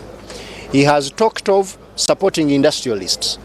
We have now capitalized the UDB at a tune of 1.4 trillion shillings. Each year we are adding on capital. He talked of Emyoga to support other people who are doing small businesses, the average Ugandans. We are now adding 100 billion shillings every year on Emyoga. He has talked of the minister that we are going to be doing more exports. We have brought a full program worth $200 million. $200 million, that is nearly 800 billion shillings, going to SMEs to export, to support them to export. So in other words, what I'm saying, the budget now, whatever you hear in words, is reflected in terms of allocative efficiency. Kakati mwami bwetutunulira ku nsonga ezibaddewo olwaleero mu lulimi olwaffe Oluganda okusinziira ku budget esomeddwa olwaleero kitegeeza ki eri omuntu wa wansi ki ekiddako kiki ministry kyezaako? Ekisookera ddala budget eno nga minisita bw'aba bagambye ng'agimaliriza budget y'Abannayuganda naddala aba wansi, kubanga budget eno obutafaananako njagala oli challenging nga ndageyo budget yonna gye yali awuliddeko. Genda ozinoonye kweziri ku internet. Budget yali etadde akasiriivu kalamba $1 trillion every single year for 5 years in the average person at the grassroots. Abantu bafa aba bulijjo, abantu abakola mu bulimiro obutono, nga president bw'abagambye omuntu alina ekemu ayagala kulunda nkoko ez'amagi oba alunda ente ez'amata, kugamba buli muntu yenna ayagala okwebbulula mu kyabadde obulamu bwabaddemu. Budget eno erimu ekintu ekimukwatako. Ng'ovudde ku ebyo ebintu ebyaffe ebya bulijjo abantu bye bayita services, byonna budget eno ebikutteko. Budget ewedde olabye, budget eno ewedde tugikoledde mu bugubi obwa COVID, zino entalo za Russia, emiwendo gy'ebintu gyekanamye, naye nga bwe tubalaze ebifaananyi teriyo kifaananyi kye tujje ku mulirwano. Ebifaananyi babikutte Bannayuganda nga bagenda mu byalo byaffe ebyenjawulo, amasomero ge tuzimbye, amalwaliro, enguudo ze tukola. Kaakati enguudo embi actually ziri wano mu kibuga kya Kampala, ate era nga nazo kaakati tukulaze mu budget tugenda kuzikolako. Tuziwadde trillion 2 ne billion 2.5 okutandika n'omwaka guno ogutandise. Mu myaka ng'esatu enguudo ezo zibbululwe. Bw'otunuulira Bannayuganda ebintu ebibakwatako ennyo era bye bagamba nti ebyenfuna bino bye mutugamba bikula naye tetubiwulira mu nsawo. Ekyo kintu kye twagala ennyo okukolako, okulaba nti minisita bw'asoma budget n'agamba abantu nti economy yaffe ekula, ng'omuntu asobola okugamba nti yes wamma economy eno ekula, kubanga alaba enjawulo mu maka ge. Eyali asula mu nju y'essubi ennyumba agikyusizza. abadde tasobola kusomesa baana abatutte ku ssomero kyekintu kye tukola kati. Mpozi n'ekirala ekisembayo watunuulira parish development model kati tugenda mwaka gwa 2 ng'eri rolled out olowooza okusinziira ku mwaka ogusoose enaatuusa ebyo ebigendererwa bye mwagiteesaako? Yes, kati nina essuubi ly'amaanyi mu parish development model era njagala tugoberere omwaka ogujja olabe engeri gye tugenda okutambula mu lwaki kuba kati wabaddewo obuzibu nti abakulembeze baffe bennyini babadde tebali bulungi aligned nga beerumaaluma abamu basuubira si kyekituufu okukola bakyadibeetinga kati debate egenda eggwaawo kati ffenna tuli ngeri ki gye tugenda tukakase nti essente zino ze tusendise mu bantu zibatuuseeko zikola ebyo bye zetaaga okukolebwa. Ekintu ekyo kigenda kutuyambako nnyo kuba ekikwatagana n'essente ntino teziriiwo ekyo kyo kiweddewo ssente weeziri. Nga minisita bw'abagambye already twaweereza $5.5 byegali mu weeks zino 2 ezimaliriza guno omwezi njagala obbakakasa ngenda kuweereza nga ministry ya finance $1.5 agasigadde essente ezo zigende ku buli akaunti ya parish ezezo omutwalo gumu mu 5 n'okusobamu. Kakati tutandike okugoberera buli parish gye tuwadde ssente bantu ki abazifuna to building a system ne bannaffe mu government system eyo nga yakulondoola tetwagala abantu bano ababadde bagifuddeyo ebyobufuzi kugamba balwanira omwo eno nga president bw'abagambye parish development model ekwata ku bantu aba bulijjo okufuna nsimbi ezo bazitwala. So tugenda kukola ku ebintu nga 2-3 ekisooka kwe kulaba nti sente zituuse mu account ng'omwaka guno tegunnaggwako. Ekyokubiri omwaka okutandika bwe guti buli bantu mu parish basobole okuba nti abeewandisiza be batuufu okufuna sente ezo era balina n'ekyo bagenda ozikozesa. Bwe tumaliriza ekyo tutandike. Oyo nno ye mukulu Ramadan Gobinga ye permanent secretary to the treasury Ministry of Finance Planning and Economic Development. Kakati Monica Nabyonga nga nkuzaayo nno okusinziira ku lunaku olwaleero bw'olaba engeri ebibadde bigenda maaso wano nga basoma budget President Museveni talabiseeko wano eno era olw'ensonga nti mulwadde era alina obulwadde obwa COVID bwakyalwana nabwo naye era abadde wamu naffe ng'asinzidde mu maka ge ga State House e Nakasero wamu ne Maama Janet Kataha Museveni era n'abakubya agamba bannayuganda speech olwaleero ebadde brief nnyo olw'ensonga nti abadde mugonvugonvu naye era ogenda okwekanga nti turn up tebadde y'amaanyi nnyo okusinziira ku kye tubadde tusuubira naddala okuva ku lwabo oludda oluvuganya gavumenti terubadde n'abantu bangi nnyo abazze olwaleero naye nga tusinziira wano eno ekololo okutuusaako buli kimu n'okuba nga olunaku lugenze maaso bwe lutyo